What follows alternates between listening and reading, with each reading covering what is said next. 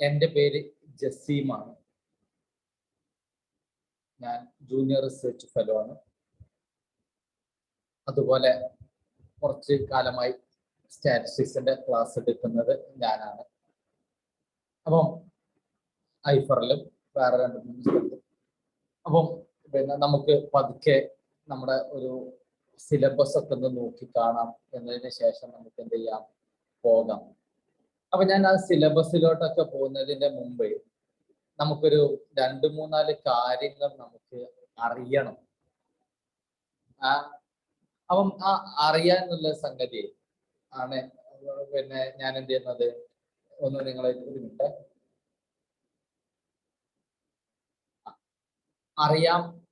അറിയണം. ഒന്നാമത്തെ സംഗതി എന്ന് പറയുന്നത് നമ്മുടെ എക്കണോമിക്സുമായി ബന്ധപ്പെട്ട് നിങ്ങൾ എല്ലാവരും UGC നെറ്റിനല്ല അപേക്ഷിക്കുന്നത്, JRFിനാണെന്ന് ഞാൻ മനസ്സിലാക്കുന്നത്. അപ്പൊ JRFിന് വേണ്ടിയിട്ട് നമ്മൾ പഠിക്കുന്ന സമയത്ത് നമുക്ക് ഏറ്റവും കൂടുതൽ നമ്മൾ ആഗ്രഹിക്കുന്നുണ്ടാവുക ഒരു സെൻട്രൽ യൂണിവേഴ്സിറ്റി അല്ലെങ്കിൽ ഏതെങ്കിലും ഒരു സ്ഥാപനത്തിൽ റിസർച്ച് ചെയ്യണം എന്നായിരിക്കും. അപ്പം ഒരുപാട് ആളുകളുടെ, പ്രത്യേകിച്ചും എക്കണോമിക്സ് ഞാൻ ക്ലാസ് എടുക്കുന്ന സമയത്ത് എല്ലാവരുടെയും പ്രശ്നം എടുക്കുന്നത് സ്റ്റാറ്റിസ്റ്റിക്സ് ആണ്. അത് അറിയില്ല എന്നുള്ള ഒരു വസ്തുതയാണ്. അപ്പോൾ ഈ ഒരു വസ്തുത വെച്ചിട്ട് നമ്മൾ ഒരു JRFിന് വേണ്ടിയിട്ട് നമ്മൾ മുന്നോട്ട് പോകുമ്പോൾ നമുക്ക് ഭയങ്കര ഇമ്പോർട്ടൻ്റ് ആണ് ഈ സ്റ്റാറ്റിസ്റ്റിക്സ്. കാരണം നമ്മളൊക്കെ റിസർച്ച് ചെയ്യാൻ പോകുന്നവരാണ്. എങ്ങനെ റിസർച്ച് ചെയ്യും, എങ്ങനെ ഡാറ്റ കളക്ട് ചെയ്യും, എന്താണ് ഡാറ്റ, എങ്ങനെ കളക്ട് ചെയ്യും, അത് കിട്ടി എങ്ങനെ പ്രസന്റ് ചെയ്യും നമുക്ക് അറിഞ്ഞിട്ടില്ലെങ്കിൽ നമുക്ക് റിസർച്ച് ചെയ്യാൻ കഴിയില്ലല്ലോ. ഇപ്പൊ നിങ്ങൾക്ക് മൈക്രോ എക്കണോമിക്സിനെ കുറിച്ച് തിയറീസ് നിങ്ങൾ ഒരുപാട് പഠിക്കുന്നുണ്ടാവും. മാക്രോന്റെ നിങ്ങൾ പഠിക്കും, ഇന്റർനാഷണൽ നിങ്ങൾ പഠിക്കും, എക്കണോമെട്രിക്സ് നിങ്ങൾ പഠിക്കും, ഒരുപാട് സബ്ജക്റ്റുകൾ നിങ്ങൾ പഠിക്കും. ഇതൊക്കെ നമ്മുടെ ലക്ഷ്യം എന്തായിരിക്കും ഉണ്ടാവുക, എങ്ങനെങ്കിലും JRF കിട്ടണം എന്നായിരിക്കും. പക്ഷെ നമുക്ക് JRF കിട്ടിക്കഴിയുന്നതോട് കൂടിയിട്ട് നമ്മൾ ഒരു 5 വർഷത്തിന് മൈക്രോ മാക്രോ എന്നുള്ള സബ്ജക്റ്റുകളൊക്കെ നമ്മൾ മറക്കും. എന്നതിന് ശേഷം നമ്മൾ എന്താണോ റിസർച്ച് ചെയ്യാൻ ഉദ്ദേശിച്ചത് അത് മാത്രമായിട്ട് നമ്മൾ എന്ത് ചെയ്യും, ഒതുങ്ങിക്കൂടാൻ വേണ്ടി ശ്രമിക്കും. അപ്പോഴും നമ്മളെ പിന്തുടരുന്ന ഒരു വിഷയമായിരിക്കും സ്റ്റാറ്റിസ്റ്റിക്സ് എന്ന് വിളിക്കുന്നത്. സ്റ്റാറ്റിസ്റ്റിക്സിൽ നല്ലോണം വിവരമുണ്ടെങ്കിലേ നമുക്ക് എക്കണോമെട്രിക്സ് മനസ്സിലാവുള്ളൂ. നമുക്ക് റിസർച്ച് ചെയ്യണമെങ്കിൽ മിനിമം നമുക്ക് എന്തെങ്കിലുമൊക്കെ ഒരു എക്കണോമെട്രിക് ടൂൾസ് നമ്മൾ ഉപയോഗിക്കേണ്ടി വരും. അപ്പൊ നമുക്ക് വലിയ തോതിൽ ഒഴിച്ചുകൂടാൻ പറ്റാത്ത ഒരു വസ്തുവാണ് സ്റ്റാറ്റിസ്റ്റിക്സ് എന്നുള്ളത് നിങ്ങൾ ആദ്യം മനസ്സിലാക്കുക. അപ്പം ഞാൻ ഒരു കഴിഞ്ഞ 2-3 വർഷമായിട്ട് ഞാൻ ഈ സംഗതി എടുക്കുന്നത് കൊണ്ട് ഞാൻ തന്നെ എന്ത് ചെയ്തിട്ടുണ്ട്, UGCയുടെ സിലബസിന് ഞാൻ എൻ്റെതായ രീതിയിലോട്ട് ഞാൻ മാറ്റി. ആ രീതിയിലാണ് ഞാൻ ക്ലാസ് എടുക്കാറുള്ളത്. അപ്പൊ ആ ഒരു ഫോർമാറ്റിൽ പോകുമ്പോൾ കുട്ടികൾക്ക് ഭയങ്കര ഇഷ്ടപ്പെട്ടു എന്നുള്ള ഒരു രീതിയിൽ കൊണ്ടാണ് ഞാൻ ആ ഫോർമാറ്റ് പോകുന്നത്. അപ്പം നമുക്ക് നമ്മുടെ സിലബസിലോട്ടൊന്ന് നോക്കാം, എങ്ങനെയാണ് സിലബസ് ഉള്ളത്, എന്തൊക്കെയാണ് സിലബസിൽ പറയുന്നത് എന്നതിന് ശേഷം നമ്മൾ എന്ത് ചെയ്യും, ചെറിയ ഒരു ടോപ്പിക് ആയിട്ടുള്ള മെഷർ ഓഫ് ഡിസ്പേർഷൻ ഇന്ന് നമ്മൾ പരിചയപ്പെടുന്നതായിരിക്കും. ഞാൻ എൻ്റെ സ്ക്രീൻ ഒന്ന് ഷെയർ ചെയ്യും. അപ്പൊ നിങ്ങൾ ചെയ്യേണ്ട 2-3 കാര്യമാണ്. നമ്മൾ ക്ലാസ് എടുക്കുന്നത് നിങ്ങൾക്കറിയാലോ ഇന്റർനെറ്റിന്റെ സഹായത്തോട് കൂടിയിട്ടാണ്. ഞാൻ ഏകദേശം ഒരു 100 MB/s സ്പീഡുള്ള സ്ഥലത്ത് തന്നെയാണ്, വൈഫൈയിൽ തന്നെയാണ് ഇരിക്കുന്നത്. പക്ഷേ എന്നാലും എന്തും സംഭവിക്കാം, ഇലക്ട്രോണിക് ഡിവൈസ് ആണ്. എനിക്ക് എന്ത് ചെയ്യണം, മെസ്സേജുകൾ ഞാൻ റിപ്ലൈ നൽകണം. പ്രത്യേകിച്ച് നമ്മുടെ ക്ലാസ്സുകൾ നമ്മൾ ഒരു ഇന്ററാക്റ്റീവ് സെക്ഷൻ ആക്കി മാറ്റണം. അപ്പം ആ രീതിയിലോട്ടായിരിക്കണം നിങ്ങൾ വരേണ്ടത്. നമ്മൾ ഒരു നെറ്റ് എക്സാമിന് പ്രിപ്പയർ ചെയ്യുന്നവൻ എപ്പോഴും മനസ്സിലുണ്ടാകേണ്ട ഒരു കോട്ടാണിത്. നമുക്ക് നല്ല രീതിയിൽ അധ്വാനിക്കുന്നവർക്കുള്ളതല്ല UGC JRF എന്ന് വിളിക്കുന്നത്. അത് നിങ്ങൾ നന്നാക്കി മനസ്സിലാക്കുക. നന്നാക്കി നമ്മുടെ നാട്ടിൽ പറയുന്നത് പോലെ നല്ല എല്ലുമുറയെ പണിയെടുക്കുന്ന ആളുകൾക്ക് ഒരിക്കലും JRF കിട്ടൂല. ദാറ്റ് മീൻസ് നിങ്ങൾ നമ്മുടെ റഫറൻസ് ബുക്കുകളായിട്ടുള്ള മാക്രോന്റെ റഫറൻസ് ബുക്കുകളായ ഗ്രിഗറി മാൻക്യൂ, ലവാസിക്കൻ റബ്ബാനെ, അതുപോലെ വെയിന്, ഇവരുടെ സ്നോഡൻ ആൻഡ് വെയിൻ, ഇവരുടെ ഒക്കെ പുസ്തകങ്ങൾ എടുത്ത് വായിച്ച് എന്നതിന് ശേഷം ഞാനൊരു നോട്ടുണ്ടാക്കിയിട്ട് ഞാൻ JRFിന്റെ പരീക്ഷ എഴുതാമെന്ന് നിങ്ങൾ കരുതിയിട്ടുണ്ടെങ്കിൽ നിങ്ങൾ എന്ത് ചെയ്യാണ്, നിങ്ങൾ നമ്മൾ പറയില്ലേ പിന്നെ കഥയറിയാതെ അല്ലെങ്കിൽ രംഗം അറിയാതെ തുള്ളുന്ന ഒരു ഒരു ഒരു ജോക്കറിന്റെ പോലെയാണ് നിങ്ങളുടെ അവസ്ഥ എന്നുള്ളത് നിങ്ങൾ മനസ്സിലാക്കുക. കാരണം നമുക്ക് പിന്നെ സബ്ജക്റ്റുകളൊക്കെ നമുക്ക് അറിഞ്ഞിട്ടുണ്ടാകും. നമ്മളെല്ലാവരും ഡിഗ്രി 3 വർഷവും 2 വർഷവും PG പഠിച്ച് നല്ല പാണ്ഡിത്യത്തോട് കൂടിയിട്ടാണ് നമ്മൾ ഇറങ്ങി വന്ന് നെറ്റിന് പഠിക്കുന്നത്. അപ്പൊ നമ്മൾ ഇനി നമ്മുടെ പാണ്ഡിത്യമല്ല നമ്മൾ നോക്കേണ്ടത്. ഇനി നമ്മൾ നോക്കേണ്ടത് നമ്മുടെ ക്വസ്റ്റ്യൻസിനെ നമ്മൾ എങ്ങനെ എന്ത് ചെയ്യാം, മനസ്സിലാക്കാം എന്നുള്ളതാണ്. അപ്പൊ നിങ്ങൾ നിർബന്ധമായിട്ടും ചെയ്യേണ്ടത് നിങ്ങൾ ഹാർഡ് വർക്ക് മാറ്റിയിട്ട് സ്മാർട്ട് വർക്ക് ചെയ്യണം. ഹാർഡ് വർക്ക് മാറ്റിയിട്ട് സ്മാർട്ട് വർക്ക് ചെയ്യണം. അപ്പൊ ഹാർഡ് വർക്ക് ഞാൻ പറഞ്ഞ പുസ്തകങ്ങള് റഫറൻസുകളൊക്കെ നോക്കി പഠിക്കുക എന്നുള്ളത്. നമ്മൾ സ്മാർട്ട് വർക്കിൽ നമ്മൾ എന്താ വരിക എന്ന് ചോദിച്ചു കഴിഞ്ഞാൽ, നമ്മൾ കഴിഞ്ഞ ഒരു 10 വർഷത്തെ ക്വസ്റ്റ്യൻ പേപ്പറുകൾ, ദാറ്റ് മീൻസ് ഒരു വർഷം 2 പരീക്ഷ നടന്നിട്ടുണ്ടെങ്കിൽ ഒരു 20 ക്വസ്റ്റ്യൻ പേപ്പറുകൾ നമ്മൾ ഇന്ന് തന്നെ ഡൗൺലോഡ് ചെയ്ത് വെക്കുക.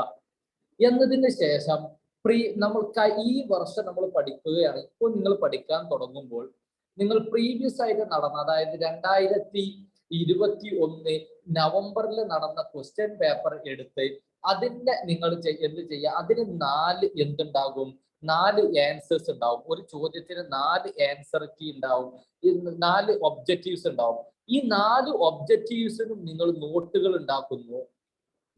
ഉണ്ടാക്കുക. എന്നതിന് ശേഷം ആ നോട്ടുകൾ ഉണ്ടാക്കിയതിന് ശേഷം ചോദ്യം ഒന്നും കൂടി വായിച്ചു നോക്കുക. അപ്പൊ നിങ്ങൾക്ക് മനസ്സിലാകും ഈ 4 നിന്ന് ഏതാണ് ഉത്തരം എന്നുള്ളത്.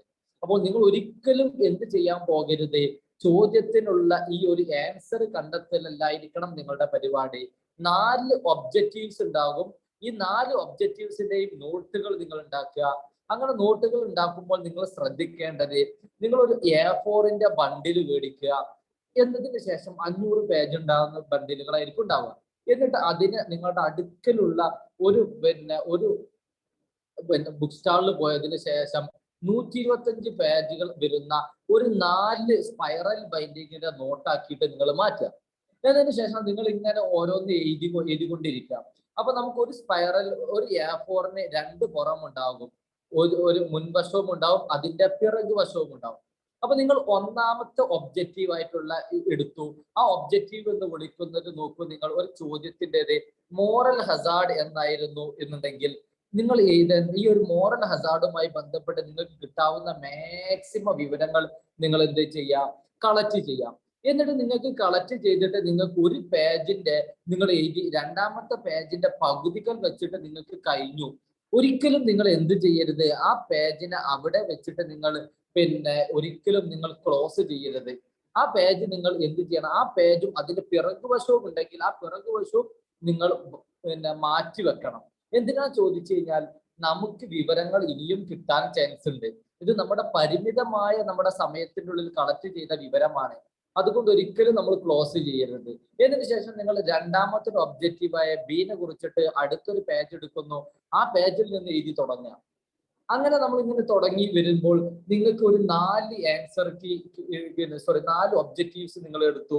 നിങ്ങൾ 4ന്റെയും നോക്കി കഴിയുമ്പോഴത്തേനും നിങ്ങൾക്ക് വലിയ ഒരു 4 പേജിന്റെ മിനിമം ഒരു 4 A4-ന്റെ വിവരങ്ങൾ നിങ്ങൾക്ക് കിട്ടിയിട്ടുണ്ടാവും.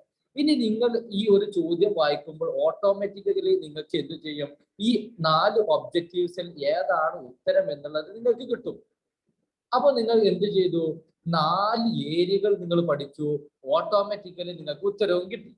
എന്തിനാ ഇങ്ങനെ പഠിക്കുന്നു എന്ന് ചോദിച്ചു കഴിഞ്ഞാൽ, നമുക്ക് UGC-നെ സംബന്ധിച്ചിടത്തോളം ഒരുപാട് ചോദ്യങ്ങളൊന്നും അവർക്ക് ഉണ്ടാവില്ല. ഈ ഒരു പ്രത്യേകമായ ഒരു ഏരിയയിൽ നിന്ന് മാത്രമായിരിക്കും UGC ചോദിക്കുന്നുണ്ടാവുക. ഈ വർഷത്തെ ഏതെങ്കിലും ഒരു ഓപ്ഷനിലുള്ള ഒരു ചോദ്യമായിരിക്കും അടുത്ത വർഷത്തെ ഒരു ചോദ്യമായിട്ട് വരുന്നത്. അപ്പോൾ ഇങ്ങനെ നമ്മൾ ചെയ്ത് പോയി കഴിഞ്ഞാൽ UGC-യുടെ ഒരു 70% അല്ലെങ്കിൽ 60 to 70% ഉത്തരങ്ങളും നമുക്ക് എന്ത് ചെയ്യാൻ പറ്റും, നമുക്ക് അറ്റൻഡ് ചെയ്യാൻ പറ്റും. ഇത് ഏകദേശം ഒരു നിർബന്ധമായിട്ടും ഒരു വർഷത്തെ അല്ലെങ്കിൽ 2-3 വർഷത്തെ ക്വസ്റ്റ്യൻ പേപ്പർ എടുത്ത് നോക്കുമ്പോൾ നിങ്ങൾക്ക് ഒരു 50%, അറൌണ്ട് 40 to 50% ഒരു ഓവർലാപ്പിംഗ് നിങ്ങൾക്ക് മനസ്സിലാവും. അപ്പൊ നിങ്ങൾ എപ്പോഴും നിങ്ങൾ ചെയ്യേണ്ടത്, ഞാൻ പറഞ്ഞു, നിങ്ങൾ നല്ല രീതിയിൽ ഹാർഡ് വർക്ക് ചെയ്യുന്നത് മാറ്റിയിട്ട് സ്മാർട്ട് വർക്കിലോട്ട് വരിക. ക്വസ്റ്റ്യൻ പേപ്പറുകൾ അനലൈസ് ചെയ്യുക, ക്വസ്റ്റ്യൻ പേപ്പറുകളെ കുറിച്ചിട്ട് നോട്ടുകൾ ഉണ്ടാക്കുക. അങ്ങനെ ഒരുപാട് നോട്ടുകൾ ഉണ്ടാക്കി നിങ്ങൾ ഫസ്റ്റത്തെ ഒരു ക്വസ്റ്റ്യൻ പേപ്പർ നിങ്ങൾ ചെയ്ത് കഴിയാൻ നിങ്ങൾക്ക് മിനിമം ഒരു 45 ദിവസമെങ്കിലും എടുക്കും. രണ്ടാമത്തെ ഒരു ക്വസ്റ്റ്യൻ പേപ്പർ നിങ്ങൾ അനലൈസ് ചെയ്യാൻ 30 ദിവസം വരും. കാരണം എന്താ ചോദിച്ചു കഴിഞ്ഞാൽ നിങ്ങളുടെ ഒന്നാമത്തെ ക്വസ്റ്റ്യൻ പേപ്പറിന്റെ ഒരു ഓവർലാപ്പിംഗ് ആയിട്ട് ഒരുപാട് രണ്ടാമത്തെ ക്വസ്റ്റ്യൻ പേപ്പറിൽ നിങ്ങൾക്ക് കാണാം. മൂന്നാമത്തെ എത്തുമ്പോൾ നിങ്ങൾക്ക് വീണ്ടും കുറയും. 20 ദിവസമൊക്കെ മതിയാവും. നാലാമത്തെ ക്വസ്റ്റ്യൻ പേപ്പർ എടുക്കുമ്പോൾ 10, പിന്നെ അഞ്ചാമത്തെ ക്വസ്റ്റ്യൻ പേപ്പർ എടുക്കുമ്പോൾ ഒരു 8 ദിവസം, ആറാമത്തതും ഒരു 8, അങ്ങനെ പോയിക്കൊണ്ടിരിക്കും. കാരണം ഒരുപാട് ഓവർലാപ്പിംഗ് നമുക്ക് വരുന്നതായിട്ട് നമുക്ക് കാണും. അപ്പൊ നിങ്ങൾ നിർബന്ധമായിട്ടും ചെയ്യേണ്ടത് എന്താണ്? സ്മാർട്ട് വർക്കാണ്. ഹാർഡ് വർക്ക് ഉള്ളവർക്ക് ചെയ്യുന്നവർക്ക് പറഞ്ഞതല്ല എന്ത് JRF. അതിന് ഉദാഹരണം നിങ്ങളുടെ ക്ലാസ്സിൽ നല്ല പഠിപ്പികൾ ഇഷ്ടം പോലെ ഉണ്ടായിട്ടുണ്ടാകും. അവർക്കൊന്നും JRF കിട്ടിയിട്ടുണ്ടാവില്ല. എന്നാൽ നമ്മുടെ ക്ലാസ്സിൽ ഒരു ആവറേജിന്റെയും പഠിക്കുന്നതിന്റെയും ഇടയിൽ കിടക്കുന്ന ഒരുപാട് ആളുകൾ ഉണ്ടാവും. അവർക്കായിരിക്കും ഫുള്ള് JRF കിട്ടിയിട്ടുണ്ടാവുക, അല്ലെങ്കിൽ നെറ്റൊക്കെ കിട്ടിയിട്ടുണ്ടാവുക. അതിന് പ്രധാനപ്പെട്ട കാരണം അവർ ഭയങ്കര ബുദ്ധിമുട്ടുള്ള സാധനം എളുപ്പത്തിലൂടെ പഠിച്ചു എന്നുള്ളതാണ്. അതുകൊണ്ടാണ് ഞാൻ ഈ കോട്ട് വെച്ചത്. നമ്മൾ എപ്പോഴും എന്ത് ചെയ്തു, നല്ല അധ്വാനിക്കുന്ന ഒരാൾ പണക്കാരനായിരുന്നെങ്കിൽ ഏറ്റവും പെട്ടെന്ന് പണക്കാരനാകേണ്ടിയിരുന്നത് നമ്മുടെ നാട്ടിലെ കൂലിപ്പണിക്കാരനായിരുന്നു. പക്ഷെ ഒരിക്കലും കൂലിപ്പണിക്കാരൻ നല്ല ഒരു പണക്കാരനായി നമ്മൾ കണ്ടിട്ടില്ല. ഇത് നിങ്ങളുടെ മനസ്സിൽ എപ്പോഴും ഉണ്ടാവുക. ഇനി നമ്മുടെ സിലബസിലോട്ട് നമുക്ക് നോക്കുമ്പോൾ UGC സിലബസ് വളരെ മനോഹരമായി 6 ഹെഡിങ്ങിൽ ഒതുക്കി. ഒന്നാമത്തത് ഡിസ്ക്രിപ്റ്റീവ് സ്റ്റാറ്റിസ്റ്റിക്സ് എന്ന് വെച്ചുകൊണ്ട് measure of central tendency dispersion എന്ന് പറഞ്ഞ് UGC സിലബസ് കംപ്ലീറ്റ് ആക്കി. രണ്ടാമതൊരു പോയിന്റ് പറഞ്ഞ കോറിലേഷൻ ഇൻഡെക്സ് നമ്പർ എന്ന് പറഞ്ഞിട്ട്. മൂന്നാമത്തെ probability theory, concept, distribution, moment എന്ന് പറഞ്ഞു. നാലാമത്തത് സെൻട്രൽ ലിമിറ്റ് തിയറം. അഞ്ചാമത്തത് സാമ്പിളിംഗ് മെത്തേഡ്, സാമ്പിളിംഗ് ഡിസ്ട്രിബ്യൂഷൻ. ആറാമത്തത് statistical inference and hypothesis testing. എന്ത് മനോഹരമായിട്ടാണ് UGC സിലബസ് വളരെ ചുരുക്കിയെന്ന് നോക്കുമോ നിങ്ങൾ. ഇതിന്റെ ഒരു ഭീകരത നമ്മൾ മനസ്സിലാക്കണമെങ്കിൽ നമ്മൾ ഒരു സ്റ്റാറ്റിസ്റ്റിഷ്യന്റെ ഒരു കണ്ണിലൂടെ നോക്കുമ്പോൾ നമുക്ക് മനസ്സിലാകും UGC തുടങ്ങുന്നത് ഒരു മനുഷ്യന്മാരുമായി ബന്ധപ്പെട്ട് നമ്മൾ പറയാറുണ്ട്. മനുഷ്യനുമായി ബന്ധപ്പെട്ട് നമ്മൾ ഭൂമിയിൽ ഒരു കഥ എഴുതിയിട്ടുണ്ടെങ്കിൽ നമ്മുടെ സിനിമ അവസാനിക്കുന്നതിന്റെ ഒരു 3 മിനിറ്റുകളൊക്കെ ആയിരിക്കും മനുഷ്യന്റെ രംഗപ്രവേശനം എന്ന്. അതേപോലെയാണ് നമ്മുടെ സിലബസ് ഒരുപാട് കാര്യങ്ങൾ ആദ്യം പറയാനുള്ളതൊക്കെ വീഴുന്നു, എന്നിട്ട് പറയുന്നു മെഷർ ഓഫ് സെൻട്രൽ ടെൻഡൻസിയിൽ നിന്ന് തുടങ്ങുമെന്ന്. എന്നിട്ട് മെഷർ ഓഫ് സെൻട്രൽ ടെൻഡൻസി നമ്മൾ നോക്കുമ്പോൾ നമുക്ക് കാണാൻ പറ്റും മീന് കാണണം, മീഡിയം കാണണം, മോഡ് കാണണം, വെയ്റ്റഡ് മീന് കാണണം, ഹാർമോണിക് മീന് കാണണം, അതുപോലെ തന്നെ ജോമെട്രിക് മീന് കാണണം. ഇങ്ങനെ ഒരുപാട് നമുക്ക് കാണാൻ കഴിയും. മെഷർ ഓഫ് ഡിസ്പേർഷൻ നോക്കുമ്പോൾ നമുക്ക് കാണാൻ പറ്റും അബ്സല്യൂട്ട് മെഷേഴ്സ് ഉണ്ടാവും, അതുപോലെ തന്നെ റിലേറ്റീവ് മെഷർ ഓഫ് ഡിസ്പേർഷൻ ഉണ്ടാവും, അതുപോലെ തന്നെ നമ്മൾ മെഷർ ഓഫ് സ്ക്യൂനെസ്സും കെർട്ടോസിസും മൊമെന്റുകളും നമുക്ക് കാണാനുണ്ട്. Index numbers, correlation. ഇനി പ്രൊബബിലിറ്റിയിലാണെങ്കിൽ അതിന്റെ അപ്രോച്ചസ് നമുക്ക് കാണാനുണ്ട്, അതിന്റെ തിയറീസ് നമുക്ക് കാണാനുണ്ട്. പിന്നെ നമ്മൾ ഡിസ്ട്രിബ്യൂഷനിലോട്ട് വരുമ്പോൾ നമുക്ക് റാൻഡം വേരിയബിൾ കാണണം, എന്നിട്ട് അതിന്റെ പ്രൊബബിലിറ്റി ഡിസ്ട്രിബ്യൂഷൻ കാണണം, എന്നിട്ട് അതിന്റെ ക്ലാസിഫിക്കേഷൻ ആയ ഡിസ്ക്രീറ്റും കണ്ടിന്യൂസും കാണണം, എന്നിട്ട് നമുക്ക് അതിന്റെ തിയററ്റിക്കൽ ഡിസ്ട്രിബ്യൂഷൻ ആയ ബൈനോമിയലും പോയിസണും നോർമലും, പിന്നീട് നമുക്ക് സെൻട്രൽ ലിമിറ്റ് തിയറം ഒക്കെ കാണാൻ കഴിയും. പിന്നീട് നമുക്ക് എന്ത് ചെയ്യണം, നമുക്ക് സാമ്പിളിങ്ങിലോട്ട് പോകുമ്പോൾ പോപ്പുലേഷനും സാമ്പിളും എന്താണെന്ന് അറിയണം. എന്താണ് സാമ്പിളിങ്, എന്താണ് സാമ്പിളിങ്ങിന്റെ ഡിസൈന്, എന്താ പാരാമീറ്റർ ഒക്കെ അറിയാൻ കഴിയും. പിന്നീട് നമുക്ക് ഇങ്ങനെ വന്നിട്ട് നമ്മുടെ ഈ ഒരു എസ്റ്റിമേഷൻ തിയറിയിലോട്ട് വരുമ്പോൾ നമുക്ക് പോയിന്റ് എസ്റ്റിമേഷനും ഇന്റർവെൽ എസ്റ്റിമേഷനും ഉണ്ടാകും. എന്നതിന് ശേഷം ഹൈപ്പോത്തസിസിലോട്ട് വരുമ്പോൾ നൾ ഹൈപ്പോത്തസിസ്, ആൾട്ടർനേറ്റീവ് ഹൈപ്പോത്തസിസ്, അതുമായി ബന്ധപ്പെട്ട് വരുന്ന കാര്യങ്ങൾ. പിന്നീട് നമുക്ക് ഹൈപ്പോത്തസിസ് ടെസ്റ്റ് ചെയ്യാനുള്ള ഒരുപാട് ടെസ്റ്റുകൾ, T test, Z test, chi square test, F distribution, ANOVA, ഇത്രയും അധികം നമുക്ക് കാണാനുണ്ട്. അപ്പം പക്ഷെ നമ്മളെ സിലബസിനെ നമ്മൾ എന്ത് ചെയ്തു, UGC വളരെ ചുരുക്കി. അപ്പൊ നമുക്ക് ഇത്രയും അധികം സംഗതികൾ നമുക്ക് എന്തിൽ കാണാനുണ്ട്, നെറ്റിന് പഠിക്കുമ്പോൾ കാണണം. നെറ്റിന് പഠിക്കുമ്പോൾ കണ്ടാൽ പോരാ, വരുന്ന 5 വർഷം JRF കിട്ടി റിസർച്ച് സബ്മിറ്റ് ചെയ്യുന്നത് വരെ നമ്മുടെ മനസ്സിലുണ്ടാകേണ്ട സാധനങ്ങളാണ് ഇത്രയും.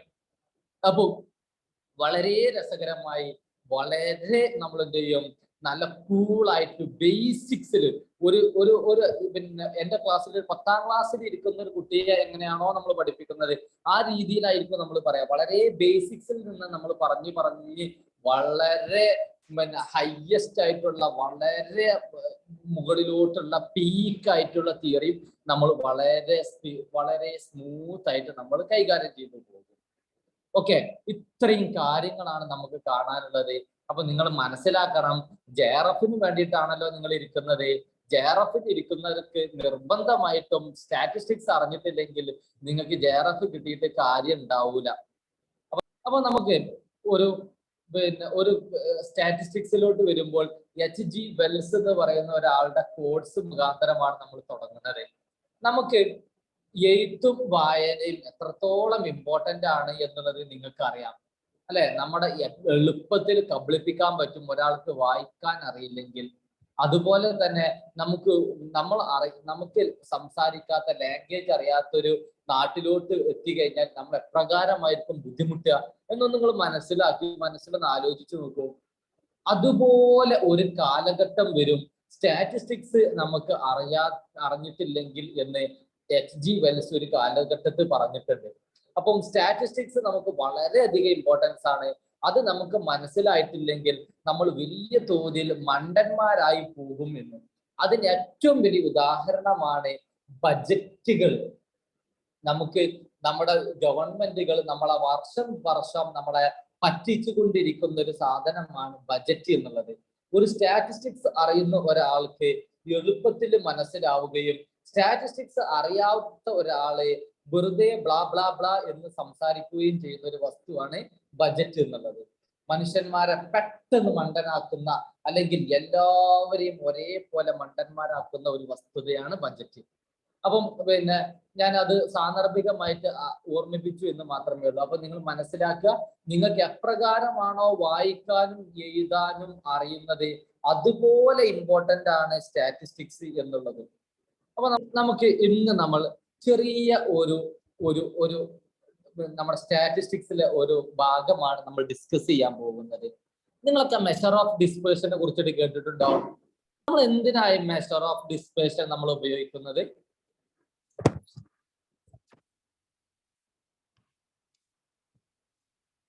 എന്തിനാ നമുക്ക് measure of dispersion, measure of skewness, measure of kurtosis, measure of central tendency ഒക്കെ എന്തിനാ? അല്ലെങ്കിൽ എന്തിനാ നമുക്ക് പിന്നെ മെഷർ ഓഫ് ഡിസ്പേഴ്സൺ മാത്രം അത് നമ്മൾ ഒരു സ്പെസിഫിക് ആയിട്ട് നമ്മൾ പഠിക്കുന്നത്? ആർക്കെങ്കിലും പറയാൻ പറ്റുമോ? ഞാൻ ചെറിയൊരു എക്സാമ്പിൾ കാണിക്കാം. ഞാനൊരു പിന്നെ കോളേജിൽ അധ്യാപകനായിട്ട് കയറി. അങ്ങനെ ഞാൻ കയറിയ സമയത്ത് ഞാൻ ഒരു സ്റ്റാറ്റിസ്റ്റിക്സിന്റെ പരീക്ഷ നടത്തി. അങ്ങനെ ഞാൻ എന്ത് ചെയ്തു, 3 ക്ലാസ് റൂമിൽ ഞാൻ ക്ലാസ് എടുക്കുന്നുണ്ടെന്ന് കരുതിയോളൂ. നിങ്ങൾ സ്റ്റാറ്റിസ്റ്റിക്സിന്റെ ഒരു അധ്യാപകനാണ്. ഞാൻ എക്കണോമിക്സ് വിഭാഗം ആളുകൾക്ക് സ്റ്റാറ്റിസ്റ്റിക്സ് ക്ലാസ് എടുക്കുന്നു, കൊമേഴ്സിനും എടുക്കുന്നു, കമ്പ്യൂട്ടർ സയൻസിനും എടുക്കുന്നു എന്ന് കരുതുക. അങ്ങനെ ഞാൻ 3 വിഭാഗത്തിനും ഞാൻ ഒരു പേര് കൊടുത്തു, ABC എന്നുള്ളത്. അങ്ങനെ ഞാൻ 3 ക്ലാസ്സിലും പരീക്ഷ നടത്തി. പരീക്ഷ നടത്തിയത് 30-ലായിരുന്നു എന്ന് നിങ്ങൾ കരുതുക. 3 ക്ലാസ്സിലും ഞാൻ ഒരേ ക്വസ്റ്റ്യൻ പേപ്പർ വെച്ച് പരീക്ഷ നടത്തി. 3 ക്ലാസ്സിലും പരീക്ഷ നടത്തിയപ്പോൾ എനിക്ക് കിട്ടിയ മാർക്കുകളാണ് ഞാൻ കാണിക്കുന്നത്. എന്ന് വിളിക്കുന്ന ബാച്ചിന് ഞാൻ പരീക്ഷ നടത്തിയപ്പോൾ എനിക്ക് കിട്ടിയ മാർക്കുകൾ 15 ആണ് ഉള്ളത്. നോക്കൂ നിങ്ങൾ, എത്ര ഒബ്സർവേഷൻ ഉണ്ടായിരുന്നു? 1, 2, 3, 4, 5, 6, 7, 8, 9. ഞാൻ 9 കുട്ടികളെ എന്റെ ക്ലാസ്സിൽ ഉണ്ടായിരുന്നുള്ളൂ. അങ്ങനെ ഞാൻ 9 കുട്ടികൾക്ക് ഞാൻ പരീക്ഷ നടത്തി. 9 കുട്ടികളുടെയും മാർക്ക് എന്ന് വിളിക്കുന്നത് 15 ആണ്. അങ്ങനെ ആ 15 ആളുകളുടെ മാർക്കുകൾ കൂട്ടി. അപ്പോൾ എനിക്ക് കിട്ടി 135 എന്നത്. ഞാൻ അവരുടെ അരിത്മെറ്റിക് മീൻ കണ്ടു. 135 ഹരിക്കണം 9 കണ്ടപ്പോൾ എനിക്ക് കിട്ടി 15 എന്നുള്ളത്. ഓക്കെ, ചില ആളുകൾക്ക് ഡൗട്ട് വരും, എങ്ങനെ സാറേ 15 കിട്ടി? അപ്പൊ നിങ്ങൾ വേണമെങ്കിൽ കരുതിയോളൂ, ഞാനൊരു പരീക്ഷ നടത്തിയപ്പോൾ ഞാനൊന്ന് അങ്ങോട്ടോ ഇങ്ങോട്ടോ മാറിയപ്പോൾ സകല ആളുകളും ഈച്ചക്കോപ്പി നടത്തിയതിന്റെ കാരണമായിട്ട് എല്ലാവർക്കും ഒരേ മാർക്ക് കിട്ടിയെന്ന്. ഇനി രണ്ടാമത് ഞാനൊരു ക്ലാസ്സിന് നടത്തി. അപ്പോൾ അവർക്ക് കിട്ടിയ മാർക്കാണ് B എന്ന് വിളിക്കുന്നത്. അവിടെയും 9 കുട്ടികളെ ഉണ്ടായിരുന്നത്. ഒന്നാമത്തെ ആളുടെ കിട്ടിയത് 11, 12, 13, 14, 15, 16, 17, 18, 19. അങ്ങനെ ഞാൻ 19 ഇങ്ങനെ 9 ആളുടെ മാർക്കുകളും കൂട്ടി. അപ്പോഴും എനിക്ക് കിട്ടിയത് 135 അവരുടെയും അരിത്മെറ്റിക് മീൻ ഞാൻ കണ്ടു 135 ഹരിക്കണം 9 ഞാൻ കണ്ടു. അപ്പോഴും എനിക്ക് കിട്ടിയത് 15. ഞാൻ വീണ്ടും മൂന്നാമത്തെ ഒരു ക്ലാസ്സിന്റെ പരീക്ഷന്റെ പേപ്പർ നോക്കി. അവരുടെ പരീക്ഷ പേപ്പർ നോക്കിയപ്പോൾ എനിക്ക് കിട്ടിയ മാർക്ക് 3, 6, 9, 12, 15, 18, 21, 24, 27 അവരുടെ മാർക്കും ഞാൻ കൂട്ടി. അപ്പോൾ എനിക്ക് കിട്ടി 135. അവരുടെ അരിത്മെറ്റിക് മീൻ കണ്ടപ്പോഴും എനിക്ക് കിട്ടിയത് 15. ഞാൻ അങ്ങനെ എന്ത് ചെയ്തു? എന്റെ HOD എന്നോട് പറഞ്ഞു, നിങ്ങളുടെ പരീക്ഷ നടത്തിയല്ലോ, നിങ്ങളുടെ മാർക്ക്, നിങ്ങളുടെ ക്ലാസ്സിലെ കുട്ടികളുടെ മാർക്കൊക്കെ എത്ര ഉണ്ട് എന്ന് ചോദിച്ചു. അപ്പൊ എന്റെ HOD ഒരു സ്റ്റാറ്റിസ്റ്റിഷ്യൻ ആയതുകൊണ്ട് തന്നെ ഞാൻ സ്റ്റാറ്റിസ്റ്റിഷ്യൻ ആയ HOD-നോട് പറഞ്ഞു, സാറേ എന്റെ ക്ലാസ്സിൽ എല്ലാവർക്കും നല്ല മാർക്ക് ഉണ്ട്, ഏകദേശം പകുതി മാർക്ക് കുട്ടികൾക്ക് കിട്ടിയത്. ഞാൻ 30-ലാണ് പരീക്ഷ നടത്തിയിരുന്നത്, 15 മാർക്ക് എല്ലാവർക്കും കിട്ടിയിട്ടുണ്ട് എന്ന് പറഞ്ഞു. അപ്പൊ പിന്നെ ഒരു സ്റ്റാറ്റിസ്റ്റിക്സ് അറിയില്ലെങ്കിൽ നമ്മൾ പറയാം കുട്ടികൾ കുഴപ്പമില്ല, തിരക്കടില്ലാത്ത കുട്ടികളാണ്, അത്യാവശ്യം കുഴപ്പമില്ലാത്ത കുട്ടികളാണ് എന്ന് നമ്മൾ പറയും. പക്ഷെ ഞാൻ ഒരു സ്റ്റാറ്റിസ്റ്റിഷ്യൻ ആയ എന്റെ അധ്യാപകനോടാണ് പറയുമ്പോൾ സ്റ്റാറ്റിസ്റ്റിഷ്യൻ ആയ അധ്യാപകനോട് ചോദിച്ചു, ആവറേജ് അവിടെ നിൽക്കട്ടെ, അങ്ങനെയാണെങ്കിൽ നിങ്ങളുടെ ക്ലാസ്സിലുള്ള കുട്ടികളുടെ മാർക്കുകളൊക്കെ ഓൺ ആവറേജ് ഏകദേശം എത്രത്തോളമാണ് വ്യതിചലിച്ച് നിൽക്കുന്നു എന്നുള്ളത് ചോദിക്കും. എന്തുകൊണ്ടാണ് ചോദിക്കുന്നത് വെച്ച് കഴിഞ്ഞാൽ ഈ ഒരു പ്രശ്നം കൊണ്ടാണ്. കണ്ടോ നിങ്ങൾ, 3 തരത്തിലുള്ള ഡാറ്റാ സെറ്റ്, 3-നും ഒരേ ആവറേജ്, പക്ഷെ 3-നും ഒരേ തരത്തിലുള്ള ഡാറ്റകളാണോ ഉള്ളത്? അപ്പൊ നമുക്ക് ഇങ്ങനെ ഒരു ഒരു പ്രശ്നമുണ്ട്. ആവറേജിന് ഡാറ്റകൾ എന്ത് ചെയ്യുന്നു, മാറി, പക്ഷെ ആവറേജുകൾ സെയിം ആയിട്ട് വരുന്നു. അപ്പൊ നമ്മൾ പെട്ടെന്ന് കബളിപ്പിക്കപ്പെടാനുള്ള ചാൻസ് ഉണ്ട്. അപ്പൊ എന്റെ സ്റ്റാറ്റിസ്റ്റിഷ്യൻ ആയ അധ്യാപകൻ എന്റെ HOD എന്നോട് ചോദിക്കുമ്പോൾ ഞാൻ HOD-ക്ക് അറിയുന്നതുകൊണ്ട് HOD-നോട് ഞാൻ പറഞ്ഞു കൊടുക്കും, സാറേ ഓൺ ആവറേജ് എന്റെ ക്ലാസ്സിലെ ഈ 15 എന്ന് വിളിക്കുന്ന ആളിൽ നിന്ന് ഏകദേശം ഓരോ കുട്ടികളുടെയും മാർക്ക് എത്രത്തോളമാണ് വ്യതിചലിച്ചിരിക്കുന്നത് എന്ന് എന്നോട് സാറ് ചോദിക്കുമ്പോൾ എനിക്ക് പറയണമെന്നുണ്ടെങ്കിൽ എനിക്കൊരു ടൂള് വേണം. അങ്ങനെയുള്ള ഒരു ടൂളിനെയാണ് നമ്മൾ എന്തെന്ന് വിളിക്കുന്നത്? Measure of dispersion. അവിടെയാണ് നമുക്ക് മെഷർ ഓഫ് ഡിസ്പേർഷൻ ആവശ്യമായിട്ട് വരുന്നത്. ഇപ്പോ എന്തിനാ മെഷർ ഓഫ് ഡിസ്പേർഷൻ എന്നുള്ളത് നിങ്ങൾക്ക് മനസ്സിലായോ? എന്തിനാണ് ആവറേജിൽ നിന്നൊരു ഡിസ്പേർഷൻ ആവശ്യമായിട്ട് വരുന്നത് എന്നുള്ളത് മനസ്സിലായോ? അങ്ങനെ നമുക്ക് ഇനി എന്താണ് മെഷർ ഓഫ് ഡിസ്പേർഷൻ എന്നുള്ളത് നമുക്ക് അതിന്റെ ഡെഫിനിഷനിലോട്ട് നോക്കാം. ഡിസ്പേർഷൻ എന്ന് പറഞ്ഞു കഴിഞ്ഞാൽ സിംപ്ലി ഇറ്റ് മീൻസ് സ്കാറ്റേർഡ്നെസ് ആണ്. അഥവാ ഒരു ആവറേജിൽ നിന്ന് ഒരു ഡിസ്ട്രിബ്യൂഷന്റെ ആവറേജിൽ നിന്ന്, ആവറേജ് എന്ന് പറയുന്നത് it can be either measure of central tendency എന്ന് നമ്മൾ പറയാം. It can be arithmetic mean, it can be harmonic mean, it can be geometric mean, it can be mode, it can be median, it can be weighted mean. ഏതെങ്കിലും ഒരു measure of central ടെൻഡൻസിയിൽ നിന്ന് ഏകദേശം ഓരോ ഒബ്സർവേഷനും എത്രത്തോളമാണ് different ആയിട്ട് കിടക്കുന്നത് എന്ന് അറിയാനാണ് നമ്മൾ എന്തുപയോഗിക്കുന്നത്? Measure of dispersion. അപ്പൊ നിങ്ങൾ മനസ്സിലാക്കണം, ഏകദേശം അല്ലെങ്കിൽ ആവറേജ് ആയിട്ട് ആവറേജിൽ നിന്ന് എത്രത്തോളമാണ് വ്യതിചലിച്ചിരിക്കുന്നത്. എക്സാക്റ്റ് അല്ല നമ്മൾ പറയുന്നത്, ഏകദേശം കണക്കാണ്. അരിത്മെറ്റിക് മീൻ അല്ലെങ്കിൽ മെഷർ ഓഫ് സെൻട്രൽ ടെൻഡൻസിയിൽ നിന്ന് ഏകദേശം എത്രയാണ് വ്യതിചലിച്ച് നിൽക്കുന്നത് എന്നുള്ളതാണ് ആര് നമുക്ക് പറഞ്ഞു തരാം? മെഷർ ഓഫ് ഡിസ്പേർഷൻ പറഞ്ഞു തരുന്നത്. ക്ലിയർ ആയോ? ക്ലിയർ ആയോ? ഇനി നമ്മൾ മെഷർ ഓഫ് ഡിസ്പേർഷൻ എന്തിനാണ് പഠിക്കുന്നത് എന്നുള്ളത് നമ്മൾ ഒന്ന് കണ്ടു. നമുക്ക് ഡാറ്റകൾ ആവറേജ് നമ്മൾ കണ്ടു. പല തരത്തിലുള്ള ഡാറ്റകൾക്കും ആവറേജ് സെയിം ആയിരിക്കും.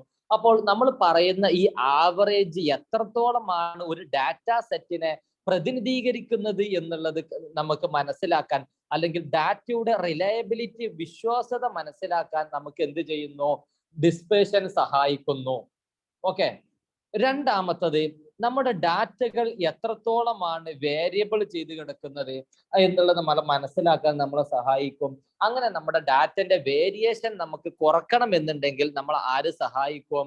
നമ്മുടെ മെഷർ ഓഫ് ഡിസ്പേർഷൻ സഹായിക്കും. വേരിയേഷൻ നമ്മൾ കണ്ടു കഴിഞ്ഞാൽ നമുക്ക് മനസ്സിലാവും എൻ്റെ എത്ര അധികം വേരിയേഷൻ ഉണ്ട്, അതുകൊണ്ട് ഞാൻ ഈ ഡാറ്റന്റെ വേരിയേഷൻ മാറ്റണം എന്ന് എന്നെ സഹായിക്കുന്നു. ക്ലിയർ ആയോ? ഇനി നേരത്തെ നമ്മൾ കണ്ടല്ലോ 2-3 ഡാറ്റകള്. ആ ഡാറ്റകളുടെ പിന്നെ വേരിയബിലിറ്റി, അവരുടെ ഡിസ്പേർഷൻ നമുക്ക് കമ്പയർ ചെയ്യണമെങ്കിൽ, കമ്പാരറ്റീവ് അനാലിസിസ് നടത്തണമെങ്കിൽ നമ്മളെ സഹായിക്കുന്നു. അതുപോലെ തന്നെ മറ്റുള്ള ഒരുപാട് സ്റ്റാറ്റിസ്റ്റിക്കൽ മെഷേഴ്സ് നമ്മൾ കണ്ടെത്താൻ വേണ്ടിയിട്ട് നമ്മളെ സഹായിക്കുന്നു. ഒരുപാട് കോറിലേഷനുകള്, റിഗ്രഷനുകള്, ഇതുപോലെ വരുന്ന ഒരുപാട് സ്റ്റാറ്റിസ്റ്റിക്കൽ മെഷേഴ്സ് നമ്മൾ ചെയ്യുമ്പോൾ നമ്മളെ സഹായിക്കും ആര്? Measure of dispersion. ഇത്രയും ആവശ്യങ്ങൾക്ക് വേണ്ടിയിട്ടാണ് നമ്മൾ എന്ത് പഠിക്കുന്നത്? മെഷർ ഓഫ് ഡിസ്പേർഷൻ നമ്മൾ പഠിക്കുന്നത്. മെഷർ ഓഫ് ഡിസ്പേർഷൻ രണ്ട് രീതിയിലാണുള്ളത്. ഒന്നാമത്തതാണ് അബ്സല്യൂട്ട് മെഷർ ഓഫ് ഡിസ്പേർഷൻ, രണ്ടാമത്തതാണ് റിലേറ്റീവ് മെഷർ ഓഫ് ഡിസ്പേർഷൻ. ഒന്നാമത്തത് അബ്സല്യൂട്ട് മെഷർ ഓഫ് ഡിസ്പേർഷൻ, രണ്ടാമത്തത് relative measure of dispersion. Relative measure of ഡിസ്പേർഷനെ നമ്മൾ കോഎഫിഷ്യന്റ് ഓഫ് മെഷേഴ്സ് എന്നും പറയാറുണ്ട്. ഡിസ്പേർഷൻ അല്ലെങ്കിൽ മെഷർ ഓഫ് ഡിസ്പേർഷൻ എന്നും നമ്മൾ പറയാറുണ്ട്. അപ്പൊ നമുക്ക് ഓരോന്നും എന്താന്ന് നോക്കാം. നോക്കൂ നിങ്ങൾ, ഞാൻ പഠിക്കാൻ ഉദ്ദേശിച്ച ഡാറ്റ എന്ന് വിളിക്കുന്നത്, നോക്കൂ, ഞാൻ പിന്നെ ഒരു പ്രൈസിൽ ഉണ്ടാകുന്ന വേരിയേഷൻ കൊണ്ട് പിന്നെ ഞാൻ മേടിക്കുന്ന അരിയും അതുപോലെ തന്നെ പച്ചക്കറിയായ വെജിറ്റബിൾസിന്റെയും വേരിയേഷൻ ആണ് ഞാൻ പഠിക്കാൻ ഉദ്ദേശിക്കുന്നതെന്ന് കരുതിയോളൂ നിങ്ങൾ. പ്രൈസിൽ ഉണ്ടാകുന്ന വേരിയേഷൻ കൊണ്ട് ഞാൻ മേടിക്കുന്ന അരിയുടെയും വെജിറ്റബിളിന്റെയും പിന്നെ മാറ്റം, ക്വാണ്ടിറ്റി ഡിമാൻഡിൽ ഉണ്ടാകുന്ന മാറ്റമാണ് ഞാൻ പഠിക്കാൻ ഉദ്ദേശിക്കുന്നതെന്ന് കരുതിയോളൂ. അങ്ങനെയാണെങ്കിൽ നമുക്കറിയാം, നമ്മൾ പൊതുവെ നമ്മൾ റൈസ് നമ്മൾ മേടിക്കാറുള്ളത് കിലോഗ്രാമിലാണ്. അതേപോലെ തന്നെ നമ്മൾ വെജിറ്റബിൾസ് നമ്മൾ മേടിക്കാറുള്ളതും കിലോഗ്രാമിൽ തന്നെയാണ്, അല്ലെ? ഞാൻ പിന്നെ കടയിലോട്ട് പോയിട്ട് 1 കിലോ അരി അല്ലെങ്കിൽ 2 കിലോ അരി തായോ എന്നാ പറയാറുള്ളത്. അതേപോലെ തന്നെ വെജിറ്റബിൾസ് ആണെങ്കിലും പിന്നെ ഞാൻ പച്ചക്കറികളും ഞാൻ മേടിക്കാറുള്ളത്, തക്കാളി മേടിക്കാറുള്ളതും 1 കിലോ തക്കാളി, അല്ലെങ്കിൽ ഞാൻ വേറെ എന്തെങ്കിലും മേടിക്കാറുള്ളതും ഞാൻ കിലോഗ്രാമിലാണ് മേടിക്കാറുള്ളത്. അങ്ങനെ ഞാൻ ഒരേ യൂണിറ്റ് ഓഫ് മെഷർമെന്റിൽ ഞാൻ ഒരു സാധനം മേടിച്ചു, എന്നിട്ട് അതിന്റെ ഡാറ്റാ സെറ്റിനെ ഞാൻ കമ്പയർ ചെയ്യുന്ന സമയത്ത് എനിക്ക് വലിയ തോതിൽ എൻ്റെ ഡാറ്റകൾ എനിക്ക് പ്രശ്നമുണ്ടാക്കില്ല. കാരണം എന്തുകൊണ്ടാണ്? ഞാൻ പഠിക്കുന്ന എല്ലാ സാധനവും ഒരേ യൂണിറ്റ് ഓഫ് മെഷർമെന്റിലാണ് ഞാൻ എക്സ്പ്രസ് ചെയ്തിട്ടുള്ളത്. അങ്ങനെ ഞാൻ പഠിക്കുമ്പോൾ എനിക്ക് ഇത് രണ്ടും ഒരേ തരത്തിലുള്ള യൂണിറ്റ് ഓഫ് മെഷർമെന്റിലാണ് എന്നുള്ളത് കൊണ്ട് എനിക്ക് അതേ ഡാറ്റാ സെറ്റ് എടുത്ത് ഞാൻ പഠിക്കുമ്പോൾ ഞാൻ അതേ ഡാറ്റാ സെറ്റ് എടുത്ത് ഞാൻ മെഷർ ഓഫ് ഡിസ്പേർഷൻ കണ്ടു, അതിനെ ഞാൻ എന്ത് ചെയ്തു?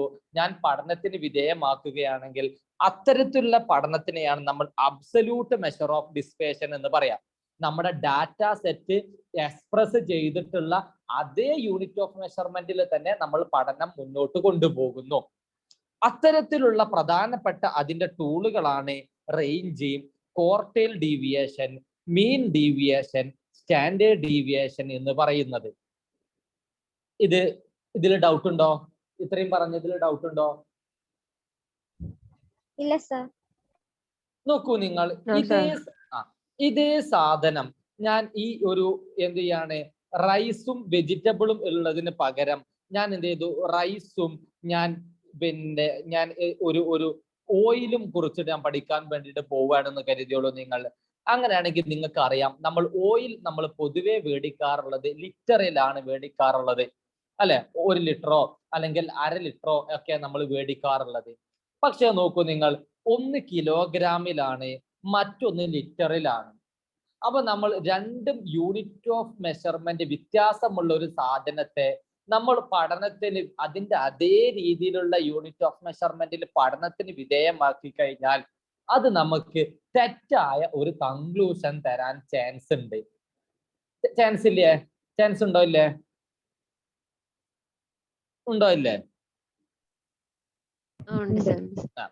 ആ സമയത്ത് നമുക്ക് എന്ത് ചെയ്യണം? യൂണിറ്റ് ഓഫ് മെഷർമെന്റിനെ നമുക്ക് ഒഴിവാക്കി അവരെ രണ്ടുപേരെയും ഒരു കോമൺ ആയിട്ടുള്ള ഒരു യൂണിറ്റിലോട്ട് നമുക്ക് മാറ്റണം. കോമൺ ആയിട്ടുള്ള ഒരു യൂണിറ്റിലോട്ട് മാറ്റിയതിനു ശേഷം അവരുടെ ഡിസ്പേർഷൻ നമുക്ക് കണ്ടാൽ ആ ഒരു പ്രശ്നം നമുക്ക് ഒഴിവാക്കാം. അത്തരത്തിൽ നമ്മൾ എന്ത് ചെയ്യുന്നു? മെഷർ ഓഫ് ഡിസ്പേർഷൻ കാണുന്നതിനെയാണ് നമ്മൾ റിലേറ്റീവ് മെഷർ ഓഫ് ഡിസ്പേർഷൻ എന്ന് വിളിക്കുന്നത്. ഇതിനെ നമ്മൾ വിളിക്കുന്ന വേറൊരു പേരാണ് കോഎഫിഷ്യന്റ് ഓഫ് വേരിയേഷൻ അല്ലെങ്കിൽ കോഎഫിഷ്യന്റ് ഓഫ് ഡിസ്പേർഷൻ എന്ന്. അഥവാ നമ്മൾ എന്താണോ നമ്മുടെ ഡാറ്റയിൽ നമ്മൾ കളക്ട് ചെയ്തിട്ടുണ്ടായിരുന്ന സ്കെയില്, ആ സ്കെയിലിനെ നമ്മൾ യൂണിറ്റ് ഓഫ് മെഷർമെന്റ് അല്ലെങ്കിൽ സ്കെയില്, അതിനെ നമ്മൾ എന്ത് ചെയ്യുന്നു, നമ്മൾ യൂണിറ്റ് ഓഫ് മെഷർമെന്റ് അല്ലെങ്കിൽ സ്കെയിൽ രണ്ടും ഒന്നാ തന്നെയാണ്. അതിനെ നമ്മൾ എന്ത് ചെയ്യുന്നു, ഒരു കോമൺ ആയിട്ടുള്ള ഒരു എലമെന്റിലോട്ട് നമ്മൾ മാറ്റിയിട്ട് എന്നിട്ട് നമ്മൾ പഠനത്തിന് വിധേയമാക്കുകയാണെങ്കിൽ അതിനെയാണ് നമ്മൾ എന്ത് എന്ന് വിളിക്കുന്നത്, റിലേറ്റീവ് മെഷർ ഓഫ് ഡിസ്പേർഷൻ. അങ്ങനെ നമ്മൾ ഒരു കോമൺ ആയിട്ടുള്ള എലമെന്റിലോട്ട് മാറ്റി കഴിഞ്ഞാൽ നമുക്കൊരു പ്രശ്നം ഉണ്ടാവില്ല. സ്കെയിലിനെ ഫ്രീ ആക്കുന്നത് കൊണ്ട് നമുക്ക് ഡാറ്റനെ നമുക്ക് കമ്പയർ ചെയ്യുന്നത് കൊണ്ട് പ്രശ്നം ഉണ്ടാവില്ല. അങ്ങനെ നമ്മൾ പൊതുവെ നമ്മൾ യൂണിറ്റ് ഫ്രീ ആക്കാൻ വേണ്ടി നമ്മൾ ഉപയോഗിക്കാറുള്ളത് പേഴ്സൻറ്റേജിലോട്ട് മാറ്റാറാണ് ചെയ്യാറുള്ളത്. ഓക്കെ, അല്ലെങ്കിൽ റേഷ്യോയിലോട്ട് നമ്മൾ മാറ്റും. ക്ലിയർ ആവുന്നുണ്ടോ? ക്ലിയർ ആവുന്നുണ്ടോ? അങ്ങനെ നമ്മൾ ആക്കിയിട്ട് നമ്മൾ എന്ത് ചെയ്യുന്നു, പഠനം നടത്തുന്നതിനെയാണ് നമ്മൾ റിലേറ്റീവ് മെഷർ ഓഫ് ഡിസ്പേർഷൻ. അപ്പോൾ ഈ ഒരു ഭാഗത്ത് നിന്ന് പരീക്ഷയ്ക്ക് ചോദിക്കാറുള്ളത് വിച്ച് ഈസ് നമുക്ക് പരീക്ഷയ്ക്ക് ഒരുപാട് മെഷർ ഓഫ് ഡിസ്പേർഷൻ നൽകും. എന്നിട്ട് നമുക്ക് പറയും ഏതാണ് യൂണിറ്റ് ഓഫ് മെഷർമെന്റിൽ നിന്ന് ഫ്രീ ആയിട്ട് നിൽക്കുന്നത് അല്ലെങ്കിൽ ഇൻഡിപെൻഡന്റ് ആയിട്ട് നിൽക്കുന്നത് എന്നുള്ളത്. അപ്പം ഏതൊക്കെയാണോ നമ്മുടെ അബ്സല്യൂട്ട് മെഷർ ഓഫ് ഡിസ്പേർഷന്, ഇവർ എല്ലാം യൂണിറ്റ് ഓഫ് മെഷർമെന്റിൽ നിന്ന് ഫ്രീ അല്ല. ഇവരുടെ എന്ത് മാത്രമാണ് ഫ്രീ ആയിട്ട് വരുന്നത്, ഇവരുടെ എല്ലാം കോഎഫിഷ്യന്റുകൾ മാത്രമാണ് യൂണിറ്റ് ഓഫ് മെഷർമെന്റിൽ നിന്ന് ഫ്രീ. അപ്പൊ നമുക്ക് എന്തുണ്ട്, റേഞ്ച് ഉണ്ട്, ക്വാർട്ടൈൽ ഡീവിയേഷൻ ഉണ്ട്, മീൻ ഡീവിയേഷൻ ഉണ്ട്, സ്റ്റാൻഡേർഡ് ഡീവിയേഷൻ ഉണ്ട് എന്ന് നമ്മൾ പറഞ്ഞല്ലോ. ഇവർക്കൊക്കെ തത്തുല്യമായ എന്തുമുണ്ട്, റിലേറ്റീവ് മെഷർ ഓഫ് ഡിസ്പേർഷനും ഉണ്ട്. ഇത് പഠിക്കാൻ എളുപ്പമാണ്. എന്താണ് ഇതിന്റെ ഒക്കെ മുന്നിൽ കോഎഫിഷ്യന്റ് എന്നിട്ട് കൊടുത്തു കഴിഞ്ഞാൽ എന്തായി, ഇവരുടെ റിലേറ്റീവ് മെഷർ ഓഫ് ഡിസ്പേർഷൻ ആയി. അപ്പൊ നിങ്ങൾക്ക് എളുപ്പത്തിൽ റിലേറ്റീവ് മെഷർ ഓഫ് ഡിസ്പേർഷനെ ഐഡന്റിഫൈ ചെയ്യാൻ പറ്റും. റിലേറ്റീവ് മെഷർ ഓഫ് ഡിസ്പേർഷന്റെ ഒക്കെ മുന്നിൽ എന്തുണ്ടാകും, കോഎഫിഷ്യന്റ് എന്നുണ്ടാവും. Coefficient of variation, coefficient of range, coefficient of quartile deviation, coefficient of standard deviation, ഇങ്ങനൊക്കെ ഒരുപാട്, കോഎഫിഷ്യന്റ് ഓഫ് മീൻ ഡീവിയേഷൻ എന്നൊക്കെ ഉണ്ടാവും. ക്ലിയർ ആയോ? ഇതിൽ നിന്ന് വരുന്ന ഒരു ചോദ്യമാണ്. രണ്ടും തമ്മിലുള്ള ഡിഫറൻസ് നിങ്ങൾക്ക് ക്ലിയർ ആയോ? അങ്ങനെയാണെങ്കിൽ നമുക്ക് ഓരോന്നും നമുക്ക് നോക്കാം. നമുക്ക് മെഷർ ഓഫ് ഡിസ്പേർഷനെ നമുക്ക് എന്ത് ചെയ്യുന്നു, നമ്മൾ രണ്ട് തരത്തിലായിട്ട് നമ്മൾ രണ്ട് തരത്തിൽ നമ്മൾ ക്ലാസിഫൈ. ഇനി നമ്മൾ മെഷർ ഓഫ് ഡിസ്പേർഷനെ നമുക്ക് എങ്ങനെ ചെയ്യാം എന്നുള്ള രീതിയിൽ നമ്മൾ രണ്ടാക്കിയിട്ട് തരം തിരിച്ചിട്ടുണ്ട്. ഒന്ന് ആൽജിബ്രിക് മെഷർ ഓഫ് ഡിസ്പേർഷനും രണ്ടാമത്തത് ഗ്രാഫിക്കൽ മെഷർ ഓഫ് ഡിസ്പേർഷനും. അഥവാ നമ്മൾ മാത്തമാറ്റിക്സിന്റെ സഹായത്തോട് കൂടിയിട്ട് നമ്മൾ ഡിസ്പേർഷൻ കാണുന്നതിനെയാണ് നമ്മൾ ആൽജിബ്രിക് മെഷർ ഓഫ് ഡിസ്പേർഷൻ എന്ന് വിളിക്കുന്നത്. എന്നാൽ നമ്മൾ ഗ്രാഫിന്റെ സഹായത്തോട് കൂടിയിട്ട് മെഷർ ഓഫ് ഡിസ്പേർഷൻ കാണുന്നതിനെ നമ്മൾ ഗ്രാഫിക്കൽ മെഷർ ഓഫ് ഡിസ്പേർഷൻ എന്നും പറയുന്നു. അപ്പൊ ആദ്യം നമുക്ക് ആൽജിബ്രിക് മെഷർ ഓഫ് ഡിസ്പേർഷൻ ഏതൊക്കെയെന്ന് നോക്കാം. ആൽജിബ്രിക് മെഷർ ഓഫ് ഡിസ്പേർഷനെ നമ്മൾ വീണ്ടും രണ്ടാക്കിയിട്ട് തരം തിരിച്ചിട്ടുണ്ട്. ഒന്നാമത്തതാണ് ഡിസ്റ്റൻസ് മെഷർ.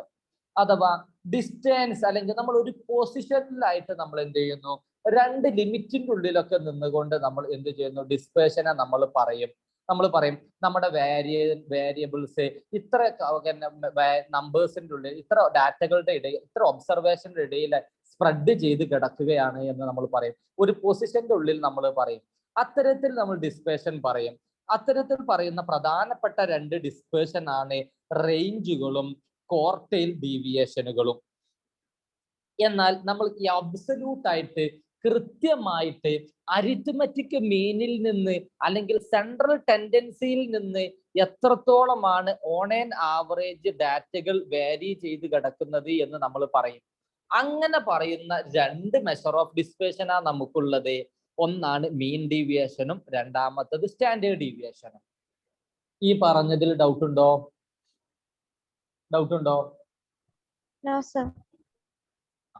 ഇനി രണ്ടാമത്തത് ഞാൻ പറഞ്ഞു ഗ്രാഫിക്കൽ മെത്തേഡ് ഉണ്ട് എന്നുള്ളത്. ഗ്രാഫിക്കൽ മെത്തേഡിൽ നമുക്ക് ഒരൊറ്റ മെത്തേഡേ ഉള്ളൂ. എന്താണ്? Lawrence curve. ലോറൻസ് കർവിന്റെ സഹായത്തോട് കൂടിയിട്ടാണ് നമ്മൾ മെഷർ ഓഫ് ഡിസ്പേർഷൻ നമ്മൾ എന്ത് ചെയ്യാറുള്ളത്? ഗ്രാഫിക്കലി നമ്മൾ കാണാറുള്ളത്. ക്ലിയർ അല്ലേ? ക്ലിയർ അല്ലേ? ഇനി നമ്മൾ ഇനി ഓരോരോ മെഷർ ഓഫ് ഡിസ്പേർഷന് അബ്സല്യൂട്ട് മെഷർ ഓഫ് ഡിസ്പേർഷനും അതുപോലെ തന്നെ അതിന്റെ റിലേറ്റീവ് മെഷർ ഓഫ് ഡിസ്പേർഷനും നമ്മൾ കാണുകയാണ്. ഒന്നാമത്തതാണ് റേഞ്ച് എന്ന് വിളിക്കുന്നത്. ഏറ്റവും എളുപ്പമുള്ള മെഷർ ഓഫ് ഡിസ്പേർഷൻ ആണ് എന്ത് വിളിക്കുന്നത്? റേഞ്ച്. റേഞ്ചിനെ നമ്മൾ ഡിഫൈൻ ചെയ്തിട്ടുള്ളത് നമ്മുടെ ഡാറ്റയിലെ ലോവസ്റ്റ് വേരിയബിളും അതേപോലെ തന്നെ ഹയസ്റ്റ് വേരിയബിളും തമ്മിലുള്ള ഡിഫറൻസ് ആണ് റേഞ്ച് എന്നാണ്. ഇപ്പോൾ എൻ്റെ ഡാറ്റ ഉണ്ട്, ഡാറ്റ 1 മുതൽ 100 വരെയുള്ള നമ്പറുകളാണെന്ന് കരുതുള്ളൂ. 1, 2, 3 അപ് ടു ഇങ്ങനെ വന്നിട്ട് 100. അങ്ങനെയാണെങ്കിൽ എൻ്റെ ഡാറ്റയുടെ റേഞ്ച് എന്ന് പറഞ്ഞു കഴിഞ്ഞിരിക്കുകയാണെങ്കിൽ ഹയസ്റ്റ് വാല്യൂയും ലോവസ്റ്റ് വാല്യൂയും തമ്മിലുള്ള ഡിഫറൻസ് ആണ്.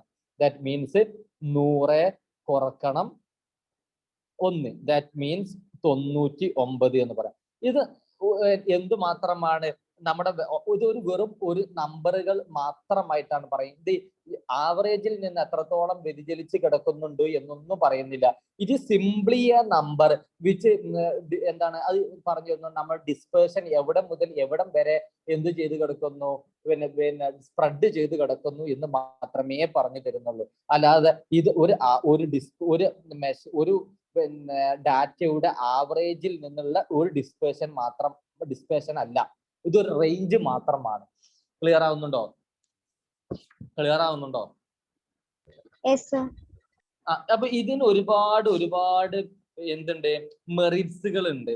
ഇതിന്റെ മെറിറ്റുകൾ എന്ന് പറഞ്ഞു കഴിഞ്ഞിട്ടാണെങ്കിൽ എന്താ ചോദിച്ചു കഴിഞ്ഞിട്ടാണെങ്കിൽ നമുക്ക് അവസാനം പറയാം മെറിറ്റ്സുകൾ. ഇനി ഇതിന്റെ കോഎഫിഷ്യന്റ് ഓഫ് റേഞ്ച് എന്ന് പറഞ്ഞു കഴിഞ്ഞിട്ടാണെങ്കിൽ നമ്മൾ എന്ത് കാണും? നമ്മൾ പറഞ്ഞു, എന്താ പറഞ്ഞത്? ഹയസ്റ്റ് വാല്യൂയും ലോവസ്റ്റ് വാല്യൂയും തമ്മിലുള്ള ഡിഫറൻസ് ആണ് എന്തെന്ന് പറഞ്ഞത്? റേഞ്ച് എന്ന് പറഞ്ഞു. ഇതും അതുപോലെ തന്നെ അതിനോട് കൂടിയിട്ട് ഇവ സമ്മും കൂടി ചെയ്തിട്ട് നമ്മൾ ഒരു റേഷ്യോ കണ്ടു കഴിഞ്ഞാൽ നമുക്ക് കിട്ടുന്നത് എന്തോ അതായിരിക്കും നമ്മുടെ കോഎഫിഷ്യന്റ് ഓഫ് റേഞ്ച് എന്ന് വിളിക്കുന്നത്. It is the difference between the two extreme observation of the distribution to their sum എന്നാ പറയുന്നത്. ഡിഫറൻസും കാണുന്നു, അതേപോലെ അതിന്റെ സമ്മും കണ്ടിട്ട് അതിന്റെ ഒരു റേഷ്യോ ആണ് എന്തെന്ന് വിളിക്കുന്നത്? Coefficient of range. ക്ലിയർ ആയോ?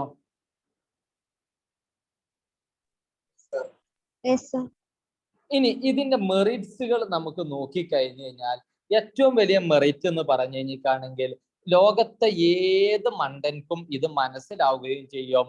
ഏത് മണ്ടന്മാർക്കും പെട്ടെന്ന് ഇത് കാൽക്കുലേറ്റ് ചെയ്യാനും പറ്റും. അതുകൊണ്ടായി പറയുന്നത് it is easy to understand and calculate. അല്ലെ, ഞാൻ പറഞ്ഞു ഹയസ്റ്റ് വാല്യൂയും ലോവസ്റ്റ് വാല്യൂയും തമ്മിലുള്ള ഡിഫറൻസ് ആണ് റേഞ്ച് എന്ന് പറഞ്ഞു. അപ്പൊ ഒരാൾക്ക് ലോവസ്റ്റ് വാല്യൂ ഏതാന്നുള്ളതും ഹയസ്റ്റ് വാല്യൂ ഏതാ എന്നുള്ളത് പറഞ്ഞു കഴിഞ്ഞിട്ടാണെങ്കിൽ കണ്ടു കഴിഞ്ഞാൽ അതിന്റെ ഡിഫറൻസ് നമുക്ക് പെട്ടെന്ന് പറയാൻ പറ്റും. അല്ലെ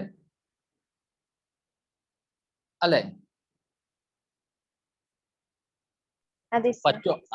ഞാൻ പറഞ്ഞു, ഞാൻ എന്തുകൊണ്ടാണ് ഇങ്ങനെ പറയുന്നത് വെച്ചാൽ, ഒന്ന് നമ്മുടെ സ്റ്റാറ്റിസ്റ്റിക്സ് ആണ്, രണ്ടാമത്തത് നമ്മൾ എടുക്കുന്നത് ഒരു ഓൺലൈൻ മീഡിയ കൂടെ അല്ലേ. അപ്പൊ നിങ്ങൾ എന്റെ കൂടെ വരണം. ഇങ്ങനെ നമ്മളൊരു ക്ലാസ് റൂമിൽ ഇരിക്കുന്ന ഫീലിംഗ് നിങ്ങൾക്ക് ഉണ്ടാകണം. ഇനി ഇത് റിജിഡ്ലി ഡിഫൈൻഡ് ആണ്. എന്തുകൊണ്ടാണ് ഇത് റിജിഡ്ലി ഡിഫൈൻഡ് എന്ന് പറയാൻ കാരണം ചോദിച്ചു കഴിഞ്ഞാൽ it is not based on the all observation. എല്ലാ ഒബ്സർവേഷനെയും നമ്മൾ എടുത്തിട്ടാണോ നമ്മൾ റേഞ്ച് കാണുന്നത്? അല്ലല്ലോ. നമ്മൾ ഹയസ്റ്റ് വാല്യൂവിനെയും ലോവസ്റ്റ് വാല്യൂവിനെയും മാത്രമേ നമ്മൾ കൺസിഡർ ചെയ്യുന്നുള്ളൂ. പിന്നെ എങ്ങനെയാ നമ്മൾ എല്ലാവരും കൺസിഡർ ചെയ്തെന്ന് പറയാ?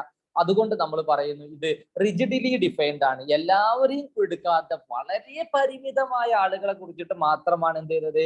ഡിഫൈൻ ചെയ്ത് നമ്മൾ പറയുന്നു. Okay sir. Yes. Okay sir. പിന്നെ അതേപോലെ തന്നെ സോറി, ഇത് റിജിഡ്ലി ഡിഫൈൻഡ് എന്ന് പറയുമ്പോൾ 2-3 കാര്യമുണ്ട്. റിജിഡ്ലി ഡിഫൈൻഡ് പറഞ്ഞിരിക്കുകയാണെങ്കിൽ ഇത് ആര് ചെയ്തു കഴിഞ്ഞാലും ഒന്ന് തന്നെയാണ് കിട്ടട്ടോ. ഞാൻ ചെയ്താലും വേറെ ആര് ചെയ്തു കഴിഞ്ഞാലും എന്ത് തന്നെ കിട്ടുക, എല്ലാവർക്കും ഒന്നേ കിട്ടുള്ളൂ. എനിക്കൊന്ന് കിട്ടിയെന്ന് കരുതിക്കൊണ്ട് വേറൊരാൾക്ക് മാറണം എന്ന് നിർബന്ധമില്ല. കാരണം എന്തുകൊണ്ടാണ്? എനിക്ക് കിട്ടിയതും വേറൊരാൾക്ക് കിട്ടുന്നൊക്കെ ഒന്ന് തന്നെ ആയിരിക്കും. ഞാൻ ഹയസ്റ്റ് വാല്യൂ കണ്ടത് 100ഉം ലോവസ്റ്റ് വാല്യൂ കിട്ടിയത് 1ഉമാണ്. അപ്പോൾ ഞാൻ കണ്ടു കഴിഞ്ഞാലും ഇനി ഈ ക്ലാസ്സിലുള്ള 43-ൽ ആര് കണ്ടു കഴിഞ്ഞാലും എന്ത് തന്നെയാണ് കിട്ടുക? എല്ലാവർക്കും 99 തന്നെയാണ് കിട്ടുക. അതുകൊണ്ടാണ് ഇത് റിജിഡ്ലി ഡിഫൈൻഡ് എന്ന് പറയുന്നത്. ഇനി ഇതിന്റെ വേറൊരു മെറിറ്റ് എന്ന് പറയുന്നത് it is independent of measure of central tendency.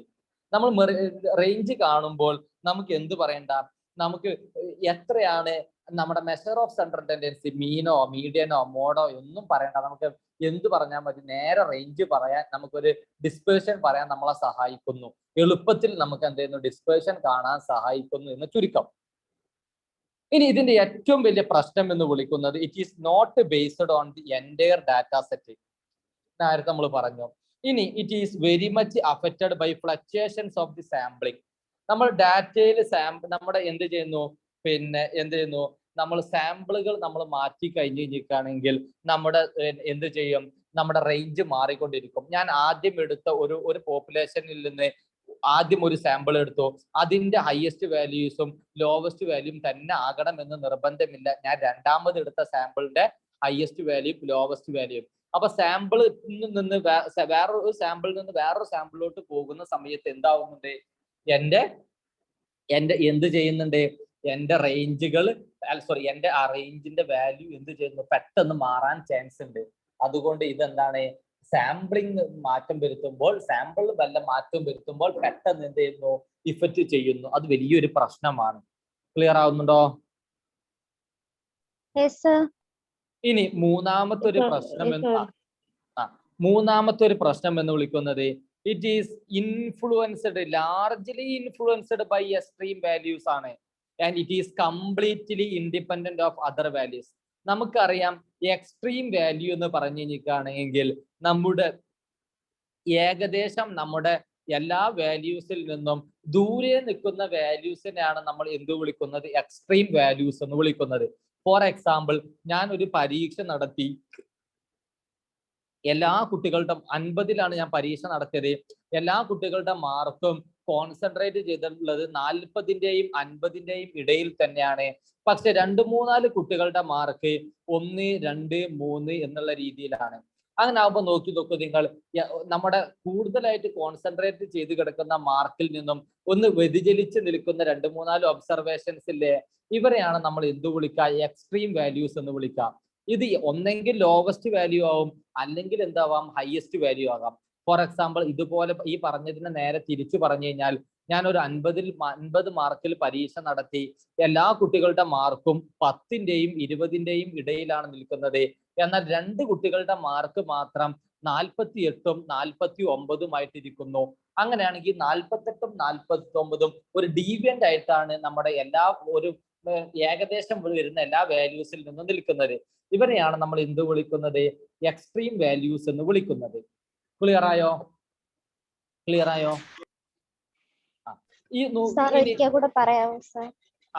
നമ്മുടെ എക്സ്ട്രീം വാല്യൂസ് എന്ന് പറഞ്ഞു കഴിഞ്ഞാല് നമ്മുടെ ഒബ്സർവേഷനില് നമ്മുടെ കൂടുതൽ കോൺസെൻട്രേറ്റ് ചെയ്യപ്പെട്ടിട്ടുള്ള വാല്യൂവിൽ നിന്ന് വളരെ ദൂരെ കിടക്കുന്ന വാല്യൂസിനെയാണ്, അല്ലെങ്കിൽ ഒരുപാട് വ്യതിചലിച്ച് കിടക്കുന്ന വാല്യൂസിനെയാണ് നമ്മൾ എന്ത് വിളിക്കുക, എക്സ്ട്രീം വാല്യൂസ് എന്ന് വിളിക്കാം. ചില ഒബ്സർവേഷനിൽ എക്സ്ട്രീം വാല്യൂ എന്ന് വിളിക്കുന്നത് ചിലപ്പോൾ ലോവസ്റ്റ് വാല്യൂ ആകാം, ചിലപ്പോൾ ഹയസ്റ്റ് വാല്യൂ ആകാം. അതാണ് ഞാൻ പറഞ്ഞത്. ഞാൻ എ എന്ന് വിളിക്കുന്ന ക്ലാസ്സിൽ പരീക്ഷ നടത്തി 50 മാർക്കിന്. ആ 50 മാർക്കിന് ഞാൻ പരീക്ഷ നടത്തിയപ്പോൾ എൻ്റെ ക്ലാസ്സിലുള്ള എല്ലാ കുട്ടികളുടെ മാർക്കും 40-ന്റെയും 50-ന്റെയും ഇടയിലാണ് നിൽക്കുന്നത്. പക്ഷെ ഒരു കുട്ടിയുടെ മാർക്ക് മാത്രം എന്ത് ചെയ്തിരിക്കുന്നു, 2 മാർക്കായിട്ട് നിൽക്കുന്നു. അങ്ങനെയാണെങ്കിൽ എൻ്റെ ഏകദേശം എല്ലാവരുടെയും മാർക്കിൽ നിന്നും വളരെ വ്യതിചലിച്ചിട്ട് ഒരു ഡീവിയന്റ് ആയിട്ട് നിൽക്കുന്ന ഒരു മാർക്കാണല്ലോ ഈ 2 എന്ന് വിളിക്കുന്നത്, ആണല്ലോ അല്ലെ? ഇങ്ങനെ നിൽക്കുന്ന വാല്യൂസിനെയാണ് നമ്മൾ എക്സ്ട്രീം വാല്യൂസ് എന്ന് വിളിക്കുക. ക്ലിയർ ആയോ? ഒരു തരത്തില്. രണ്ടാമത്തെ തരത്തിൽ ഞാൻ ബി എന്ന് വിളിക്കുന്ന ക്ലാസ്സിൽ പരീക്ഷ നടത്തി. അവിടെയും 50 മാർക്കിനാണ് ഞാൻ പരീക്ഷ നടത്തിയത്. അവിടെ പരീക്ഷ നടത്തിയപ്പോൾ ഏകദേശം എല്ലാവരുടെയും മാർക്കും 10-ന്റെയും 20-ന്റെയും ഇടയിലാണ്. പക്ഷെ ഒരു കുട്ടിക്ക് മാത്രം 48 മാർക്ക് നിന്നു. അങ്ങനെയാണെങ്കിൽ നിങ്ങൾ നോക്കൂ, നിങ്ങൾ ഈ 48 കിട്ടിയ ഒരു കുട്ടി എന്ന് വിളിക്കുന്നത് ഏകദേശം കുട്ടികളുടെ മാർക്ക് കോൺസെൻട്രേറ്റ് ചെയ്തതിൽ നിന്നും ഒരു ഡീവിയന്റ് ആയിട്ടല്ലേ നിൽക്കുന്നത്? അല്ലേ? അതെ സർ. അങ്ങനെ ഇതും എന്ത് തന്നെയാണ്, ഈ ഒരു ഒബ്സർവേഷനില് എന്താണ് എക്സ്ട്രീം വാല്യൂ ആണ്. ക്ലിയർ? ആ നേരത്തെ ചോദിച്ച ഒരാള് ഒന്ന് റിപ്ലൈ നൽകാൻ പോവോ? എക്സ്ട്രീം വാല്യൂ എന്നുള്ളത് മനസ്സിലായോ എന്നുള്ളത്? മനസ്സിലായി sir. Thank you sir. Okay. ഇനി നമ്മൾ എക്സ്ട്രീം വാല്യൂസ്, അപ്പൊ നമ്മൾ നോക്കൂ, നമ്മൾ പറഞ്ഞു ഒരു ഒബ്സർവേഷനിൽ ഒന്നെങ്കിൽ ഹൈയസ്റ്റ് വാല്യൂ ആയിരിക്കും എക്സ്ട്രീം വാല്യൂ ഉണ്ടാവുക, അല്ലെങ്കിൽ ലോവസ്റ്റ് വാല്യൂ ആയിരിക്കും എന്നുള്ളത്. അപ്പൊ നിങ്ങൾ കണ്ടില്ലേ, നമ്മുടെ റേഞ്ച് എന്ന് പറഞ്ഞു കഴിഞ്ഞാൽ നമുക്കറിയാം ഹൈയസ്റ്റ് വാല്യൂവും ലോവസ്റ്റ് വാല്യൂവും തമ്മിലുള്ള ഒരു മാത്തമാറ്റിക്കൽ ഡിഫറൻസ് അല്ലേ. അപ്പോൾ ഈ ഒരു എക്സ്ട്രീം വാല്യൂസിൽ എന്തെങ്കിലും ഒരു മാറ്റം ഉണ്ടായി കഴിഞ്ഞാൽ, അല്ലെങ്കിൽ എക്സ്ട്രീം വാല്യൂ നമ്മുടെ ഒരു ഒബ്സർവേഷനിൽ ഉണ്ടെങ്കിൽ നമ്മുടെ റേഞ്ചിനെ അത് ബാധിക്കൂലേ? അതെ സർ. ഇനി രണ്ടാമത്തെ ഒരു സാധനം നോക്കി, ഇതിൽ തന്നെ പറഞ്ഞത് നമ്മുടെ it is completely independent of other values എന്നല്ല പറഞ്ഞത്. നമ്മൾ ഹയസ്റ്റ് വാല്യൂ ലോവസ്റ്റ് വാല്യൂ മാത്രമായി എടുക്കുന്നത്. അഥവാ ഞാനൊരു നേരത്തെ പറഞ്ഞതുപോലെ 1 മുതൽ 100 വരെയുള്ള ഒരു കുട്ടികളുടെ മാർക്ക് ഒരു ഒബ്സർവേഷൻ എടുത്തിട്ട് പഠിക്കുകയാണെങ്കിൽ ഒന്നാണ് ഒരു ഒബ്സർവേഷൻ, അങ്ങനെയുള്ള 100 വരെയുള്ള ഒബ്സർവേഷനുകൾ എടുത്ത് പഠിക്കുന്നു. അങ്ങനെ ഞാൻ പഠിക്കുന്ന സമയത്ത് എന്റെ ലോവസ്റ്റ് വാല്യൂ 1ഉം ഹയസ്റ്റ് വാല്യൂ എന്ന് വിളിക്കുന്നത് 100ഉമാണ്. ഇതിന്റെ ഇടയിൽ വരുന്ന 2 മുതൽ 99 വരെ വരുന്ന വാല്യൂസിനെ ഞാൻ കൺസിഡർ ചെയ്യുന്നുണ്ടോ? ഇല്ല. അപ്പൊ നമ്മൾ കംപ്ലീറ്റ് ആയിട്ട് ഇതിന്റെ ഇടയിലുള്ള വാല്യൂസിനെ നമ്മൾ എന്ത് ചെയ്തു? നെഗ്ലക്ട് ചെയ്തില്ലേ? അതും ഒരു പ്രശ്നമല്ലേ? അല്ലേ? അപ്പൊ നമ്മൾ എന്ത് ചെയ്യുന്നു? ഹയസ്റ്റ് വാല്യൂയിലും ലോവസ്റ്റ് വാല്യൂയിലും മാത്രം മാറ്റം ഉണ്ടെങ്കിൽ മാത്രമേ റേഞ്ച് മാറുള്ളൂ. അതിന്റെ ഇടയിൽ ഞാൻ ഒരു ഡാറ്റന്റെ ഇടയിലുള്ള വാല്യൂസിൽ ഞാൻ വല്ല മാറ്റവും വരുത്തിയിട്ടുണ്ടെങ്കിൽ റേഞ്ചിൽ മാറ്റം വരുമോ? വരൂലല്ലോ, ഇല്ല. അപ്പൊ അതുകൊണ്ടാണ് നമ്മൾ പറഞ്ഞത് ഇത് എക്സ്ട്രീം വാല്യൂസിൽ മാത്രമേ ഇഫക്റ്റ് ചെയ്യുന്നുള്ളൂ. ഉള്ളിൽ നമ്മൾ വല്ല ഡാറ്റയും മാനിപ്പുലേഷൻ നടത്തി കഴിഞ്ഞാൽ റേഞ്ച് മാറുകയേ ഇല്ല എന്നുള്ളത്. ഇനി നമുക്ക് നമ്മുടെ ക്ലാസ്സിൽ നമ്മൾ മെഷർ ഓഫ് ഡിസ്പെർഷനിൽ നിന്നാ പറഞ്ഞു വന്നത്. അതുകൊണ്ടാണ് ഓപ്പൺ എൻഡ് ക്ലാസ് എന്താ എന്നുള്ളത് നിങ്ങൾക്ക് മനസ്സിലാവാത്തത്. നമ്മൾ ഒരുപാട് ഫ്രീക്വൻസി ഡിസ്ട്രിബ്യൂഷൻ നമ്മൾ പഠിക്കും. ചില ഫ്രീക്വൻസി ഡിസ്ട്രിബ്യൂഷനിൽ നമ്മൾ ഒരിക്കലും എന്ത് പറയില്ല, ഒന്നെങ്കിൽ ഹയസ്റ്റ് വാല്യൂ നമ്മൾ എന്ത് പറയില്ല, അല്ലെങ്കിൽ ലോവസ്റ്റ് പറയാതെ നമ്മൾ പറയും ലെസ് ദാൻ 10 എന്ന് പറയും, അല്ലെങ്കിൽ ഗ്രേറ്റർ ദാൻ 10 എന്നൊക്കെ പറഞ്ഞിട്ട് നമ്മൾ ഏതെങ്കിലും ഒരു റോ നമ്മൾ ഇട്ടിട്ടുണ്ടാകും. ഇത്തരത്തിലുള്ള ഡാറ്റനെയാണ് നമ്മൾ എന്ത് വിളിക്കുക? ഓപ്പൺ എൻഡ് ക്ലാസ് എന്നുള്ളത്. ഫോർ എക്സാമ്പിൾ 10 മുതൽ 20, 20 മുതൽ 30, അങ്ങനെ വന്നിട്ട് 40 മുതൽ 50 എന്നുണ്ടാവും. അവസാനത്തെ നമ്മൾ ഇട്ടിട്ടുണ്ടാവുക 50+ അല്ലെങ്കിൽ ഗ്രേറ്റർ ദാൻ 50 എന്നാണ് പറഞ്ഞിട്ടുണ്ടാവുള്ളൂ. അതിന്റെ ഒരു എന്ത് ചെയ്തിട്ടുണ്ടാവില്ല, ഹയസ്റ്റ് വാല്യൂസിന് അല്ലെങ്കിൽ നമ്മൾ എന്ത് ചെയ്തിട്ടുണ്ടാവില്ല, അപ്പർ വാല്യൂവിനെ നമ്മൾ ഡിഫൈൻ ചെയ്തിട്ടുണ്ടാവില്ല. അല്ലെങ്കിൽ നമ്മൾ ഇവിടെ പറയാ ലെസ് ദാൻ 10 എന്ന് പറഞ്ഞിട്ടുണ്ട്. ഇത്തരത്തിൽ ഉണ്ടാകുന്ന ഒരു ഫ്രീക്വൻസി ഡിസ്ട്രിബ്യൂഷനിൽ ഒരു ക്ലാസ് ഇന്റർവെൽ നമ്മൾ എന്ത് ചെയ്തിട്ടുണ്ടാവില്ല, നമ്മൾ പറഞ്ഞിട്ടുണ്ടാവില്ല. അത്തരത്തിലുണ്ടാകുന്ന ഒരു വാല്യൂസിന്, അത്തരത്തിലുണ്ടാകുന്ന ഒരു ഡിസ്ട്രിബ്യൂഷന്, അത്തരത്തിലുണ്ടാകുന്ന ഒരു ഡാറ്റാ സെറ്റിന് നമുക്ക് എന്ത് കാണാൻ കഴിയൂല? നമുക്ക് റേഞ്ച് കാണാൻ കഴിയൂല. കാരണം എന്താന്ന് ചോദിച്ചു കഴിഞ്ഞിട്ടാണെങ്കിൽ ഓപ്പൺ എൻഡ് ക്ലാസ്സുകൾക്ക് എന്തുണ്ടാവില്ല, ഒന്നെങ്കിൽ ഹയസ്റ്റ് വാല്യൂ ഉണ്ടാവില്ല, അല്ലെങ്കിൽ ലോവസ്റ്റ് വാല്യൂ ഉണ്ടാവില്ല. ഓക്കെ. ഇനി അടുത്തതാണ് it is not suitable for further mathematical treatment. എന്തുകൊണ്ടാ ഫർദർ മാത്തമാറ്റിക്കൽ ട്രീറ്റ്മെന്റിന് സൂട്ടബിൾ അല്ലാന്ന് ചോദിച്ചു കഴിഞ്ഞാൽ ഇത് എന്തല്ല, എല്ലാ വാല്യൂസിനെയും ഡിപ്പെൻഡ് ചെയ്തിട്ടല്ല കണ്ടത്. അപ്പൊ എല്ലാ വാല്യൂസിനും ഡിപ്പെൻഡ് ചെയ്യാത്ത ഒരു വസ്തുവിനെ നമുക്ക് ഒരാൾക്ക്, നമുക്ക് പരിചയമില്ലാത്ത ഒരാളെ കുറിച്ച് നമുക്ക് എന്തെങ്കിലും പറയാൻ പറ്റുമോ? ഇല്ലല്ലോ. അതേപോലെ തന്നെ നമ്മൾ വേറൊരു മാത്തമാറ്റിക്കൽ ആവശ്യത്തിന് നമ്മൾ എടുക്കുമ്പോൾ നമുക്കൊരു വിശ്വാസമുള്ള ഒരു സാധനത്തെ നമ്മൾ എടുക്കാൻ പാടുള്ളൂ. റേഞ്ച് ഒരു വിശ്വാസയോഗ്യമില്ലാത്ത ഒരു മെഷർ ഓഫ് ഡിസ്പേഷൻ ആണ്. അതുകൊണ്ട് നമ്മൾ എന്ത് ചെയ്യില്ല, ഫർദർ ആയിട്ടുള്ള മാത്തമാറ്റിക്കൽ ട്രീറ്റ്മെന്റിനൊന്നും ഇത് ഉപയോഗിക്കുന്നില്ല. അപ്പൊ ചില ആളുകൾക്ക് ഡൗട്ട് ഉണ്ടാവും, പിന്നെ എന്തിനാ നമുക്ക് റേഞ്ച് എന്നുള്ളത്. അപ്പൊ റേഞ്ച് എന്തിനാ ചോദിച്ചു കഴിഞ്ഞിട്ടാണെങ്കിൽ നിങ്ങൾ കണ്ടിട്ടുണ്ടാകും ഈ ഷെയർ മാർക്കറ്റ്, അതേപോലെ തന്നെ നമ്മളെ വെതർ ഫോർകാസ്റ്റിംഗ് ടീം, അവർക്കൊക്കെയാണ് ഇത് കാര്യമായിട്ടും പറയാം. അവർ പറയാറുള്ളത് നമ്മുടെ ഇന്നത്തെ ഗോൾഡിന്റെ പ്രൈസ് എന്ന് വിളിക്കുന്നത് 30 7000 സംതിങ് ഉണ്ട്, അതിന്റെയും 38,000-ന്റെയും ഇടയിലാണ് എന്ന് പറയും ഫ്ലക്ച്വേഷൻസ് നടന്നത്. ഇനി അതേപോലെ തന്നെ നമ്മുടെ ഇന്നത്തെ താപനില നമ്മൾ പറയും 30°C 40°C ഇടയിലാണെന്നൊക്കെ പറയും. ഇങ്ങനെ ഉണ്ടാകുന്ന സമയത്ത് നമ്മുടെ ഈ ഇത്തരത്തിൽ ഉണ്ടാകുന്ന ഡാറ്റാ സെറ്റുകളെ നമ്മൾ ഡിസ്പേർഷൻ ഒക്കെ പറയാനാണ് നമ്മൾ പൊതുവെ നമ്മൾ റേഞ്ചുകൾ നമ്മൾ ഉപയോഗിക്കാറുള്ളത്. ക്ലിയർ ആയോ? ക്ലിയർ ആയോ? അപ്പൊ നിങ്ങൾ മനസ്സിലാക്കേണ്ടത് എല്ലാത്തിനും അതിൻ്റെതായ ഉപയോഗങ്ങളുണ്ട്. നമുക്ക് ആവശ്യമുള്ള ഉപയോഗം ഇല്ലാന്ന് കരുതിക്കൊണ്ട് അത് മോശമാണെന്ന് പറയരുത്.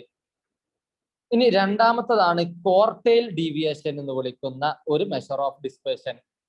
ഇതിനെ നമ്മൾ വിളിക്കുന്ന വേറൊരു പേരാണ് സെമി ഇന്റർ ക്വാർട്ടൈൽ റേഞ്ച് എന്ന് വിളിക്കുന്നത്.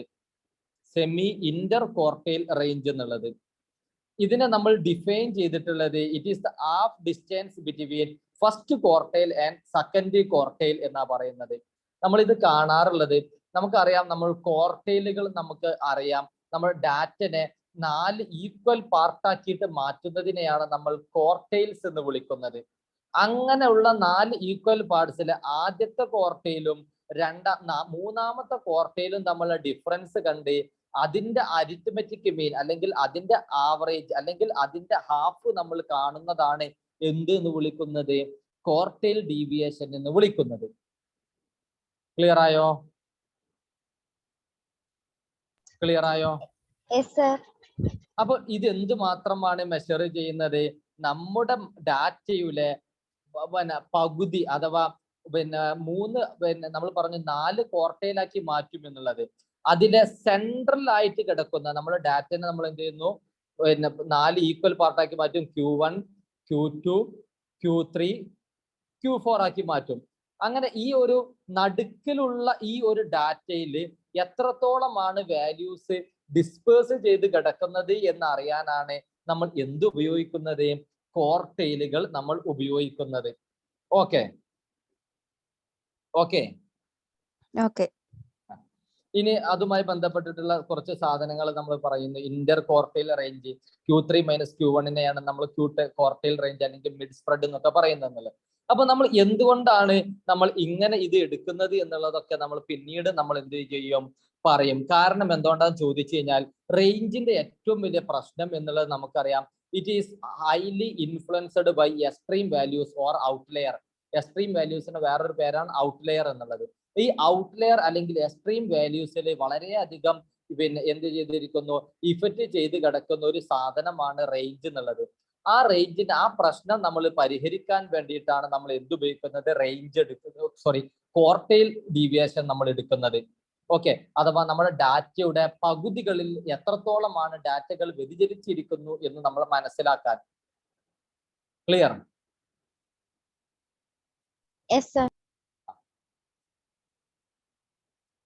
ഇനി നമ്മുടെ ഒരു ഡാറ്റ സിമ്മട്രിക് ആണെങ്കിൽ നമുക്കറിയാം, സിമ്മട്രിക്കൽ എന്ന് പറഞ്ഞു കഴിഞ്ഞാൽ ഡാറ്റകൾക്ക് ചായ്വില്ല എന്ന് അർത്ഥം. ഡാറ്റകൾക്ക് ചായ്വില്ല എന്ന് പറഞ്ഞു കഴിഞ്ഞിട്ടാണെങ്കിൽ നമ്മുടെ ഡാറ്റകൾ എന്ത് തന്നെയാണ്?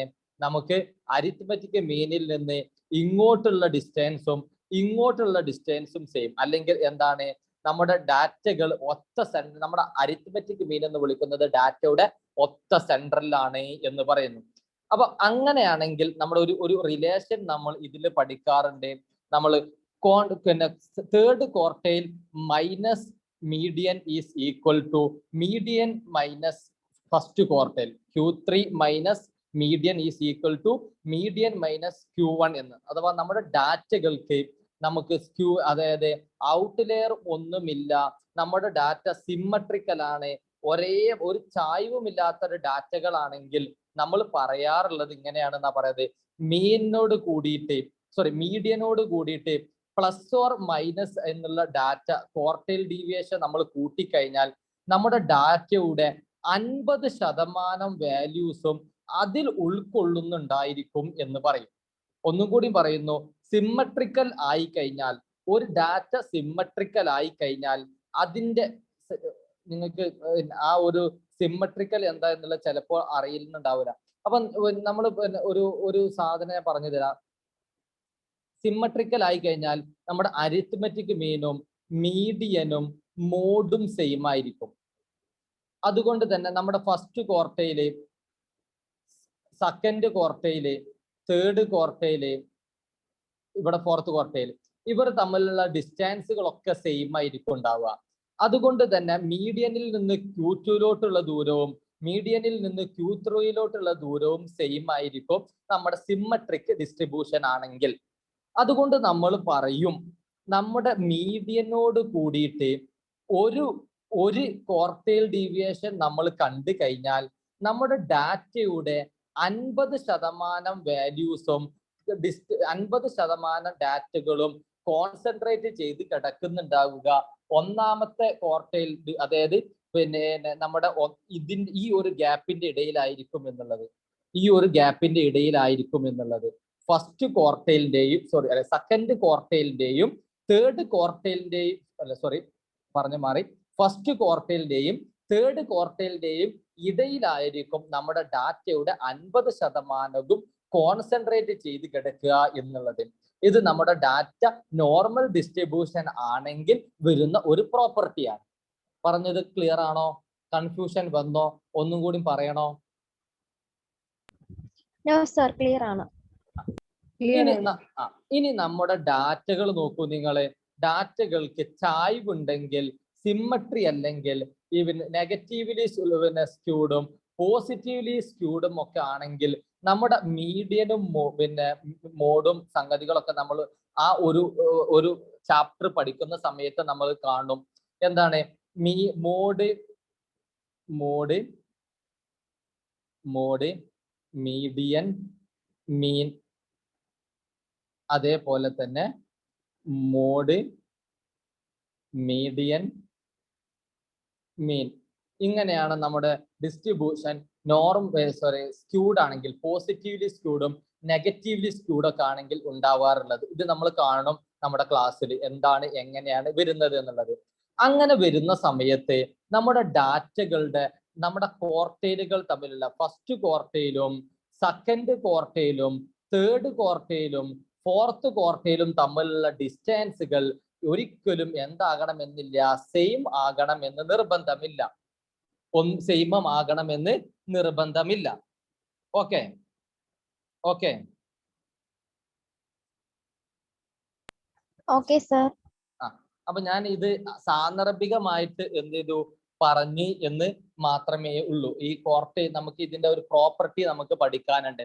അപ്പൊ സിമ്മട്രിക്കൽ ആണെങ്കിൽ നമുക്ക് എന്തായിരിക്കും? ഒരൊറ്റ പ്രോപ്പർട്ടി ഇതിൽ പഠിക്കാനുള്ളൂ. നമ്മുടെ ഡാറ്റ നോർമൽ ഡിസ്ട്രിബ്യൂഷൻ ആണെങ്കിൽ നമ്മുടെ മീഡിയനോട് കൂടിയിട്ട് ഒരു സ്റ്റാൻഡേർഡ് ഡീവിയേഷൻ ഒരു ക്വാർട്ടൈൽ ഡീവിയേഷൻ നമ്മൾ കൂട്ടിക്കഴിഞ്ഞാൽ നമ്മുടെ ഡാറ്റകൾ എല്ലാം ഡാറ്റയുടെ 50%ഉം കോൺസെൻട്രേറ്റ് ചെയ്ത് കിടക്കുന്നതായിട്ട് നമുക്ക് കാണാൻ സാധിക്കും എന്നുള്ളത് എന്താണ്? ഒരു പ്രോപ്പർട്ടിയാണ്. ക്ലിയർ ആയോ?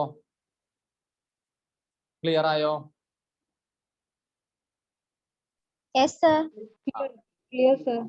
ഇനി നമ്മൾ അടുത്തത് പുലോക്കിട്ട് പോകുന്നു. കോഎഫിഷ്യന്റ് ഓഫ് ക്വാർട്ടൈൽ ഡീവിയേഷൻ എന്ന് പറയുന്ന രീതിയിൽ നമുക്ക് കോഎഫിഷ്യന്റ് ഓഫ് ക്വാർട്ടൈൽ ഡീവിയേഷൻ എന്ന് വിളിക്കുന്നത് ക്വാർട്ടൈൽ ഡീവിയേഷന്റെ ഒരു റിലേറ്റീവ് മെഷർ ആണ്. ഇത് നേരത്തെ പറഞ്ഞതുപോലെ തന്നെ റേഞ്ചിന് നമ്മൾ കണ്ടത് highest value minus lowest value plus divided by highest value plus lowest value എന്നല്ല പറഞ്ഞത്. അതേപോലെ തന്നെ ഇവിടെ നമ്മൾ എന്താ എടുക്കുന്നത്? ഇന്റർ ക്വാർട്ടൈൽ ആണ് എടുക്കുന്നത് എന്നുള്ളത് കൊണ്ട് Q3 minus Q1 divide by Q3 plus Q1 എന്നാണ്. ഇതാണ് നമ്മുടെ കോഎഫിഷ്യന്റ് ഓഫ് ക്വാർട്ടൈൽ ഡീവിയേഷൻ കാണാനുള്ള ഇക്വേഷൻ. അപ്പൊ നിങ്ങളോട് പരീക്ഷയ്ക്ക് ചോദിക്കുക ക്വാർട്ടൈൽ ഡീവിയേഷൻ എന്താണെന്നൊന്നും ചോദിക്കൂല. ഏതാണ് റിലേറ്റീവ് മെഷർ ഓഫ് ഡിസ്പേർഷൻ? താഴെ തന്നിരിക്കുന്നതിൽ ഏതാണ് റിലേറ്റീവ് മെഷർ ഓഫ് ഡിസ്പേർഷൻ, അല്ലെങ്കിൽ ഏതാണ് ഓഡ് വൺ എന്നൊക്കെ കാണാൻ പറയും നിങ്ങളോട്. അപ്പൊ നിങ്ങൾ കണ്ടെത്തേണ്ടത് പറയേണ്ടത് കോഎഫിഷ്യന്റ് ഓഫ് ക്വാർട്ടൈൽ ഡീവിയേഷൻ എന്താണ്? ക്വാർട്ടൈൽ ഡീവിയേഷന്റെ റിലേറ്റീവ് മെഷർ ആണ് എന്നുള്ളത് നിങ്ങൾ മനസ്സിലാക്കി വെച്ചാൽ മതി. ക്ലിയർ അല്ലേ? പറഞ്ഞത് ഡൗട്ട് ഒന്നുമില്ലല്ലോ. ഓക്കെ, ഇനി ഇതിന്റെ മെറിറ്റ്സ് എന്ന് പറഞ്ഞു കഴിഞ്ഞിട്ടാണെങ്കിൽ നേരത്തെ പറഞ്ഞത് തന്നെയാണ്. It is easy to calculate and understand. നമുക്ക് എളുപ്പത്തിൽ എന്ത് ചെയ്യാം? കണ്ടെത്താൻ പറ്റും. It is not affected by extreme values. Extreme വാല്യൂസിൽ ഇത് എഫക്റ്റ് ചെയ്യുന്നില്ല. കാരണം എന്തുകൊണ്ടാണ്? നമ്മൾ Q3യും Q1ഉം തമ്മിലുള്ള ഡിസ്റ്റൻസ് ആണ് നമ്മൾ കാണുന്നത്. അവിടെ എക്സ്ട്രീം വാല്യൂസ് വരുമോ? ഇല്ല. ഇനി നേരത്തെ നമ്മൾ പറഞ്ഞു റേഞ്ചിന് ഏറ്റവും വലിയ പ്രശ്നം എന്ന് വിളിക്കുന്നത് ഓപ്പൺ എൻഡ് ക്ലാസ്സുകളുടെ എന്ത് കാണാൻ പറ്റില്ലായിരുന്നു, മെഷർ ഓഫ് ഡിസ്പേർഷൻ കാണാൻ പറ്റില്ലായിരുന്നു നമ്മൾ പറഞ്ഞു. അങ്ങനെ നമുക്ക് ഒരുപാട് മെഷർ ഓഫ് ഡിസ്പേർഷൻ ഉണ്ട്. അതിൽ ഒരൊറ്റ മെഷർ ഓഫ് ഡിസ്പേർഷൻ മാത്രമേ നമുക്ക് ഓപ്പൺ എൻഡ് ക്ലാസ്സുകൾക്ക് നമുക്ക് ഡിസ്പേർഷൻ കാണാൻ പറ്റുകയുള്ളൂ. അത് കാണാൻ പറ്റുന്ന ഒരേ ഒരു മെഷർ ഓഫ് ഡിസ്പേർഷൻ എന്ന് വിളിക്കുന്നത് ഈ ക്വാർട്ടൈൽ ഡീവിയേഷൻ ആണ്.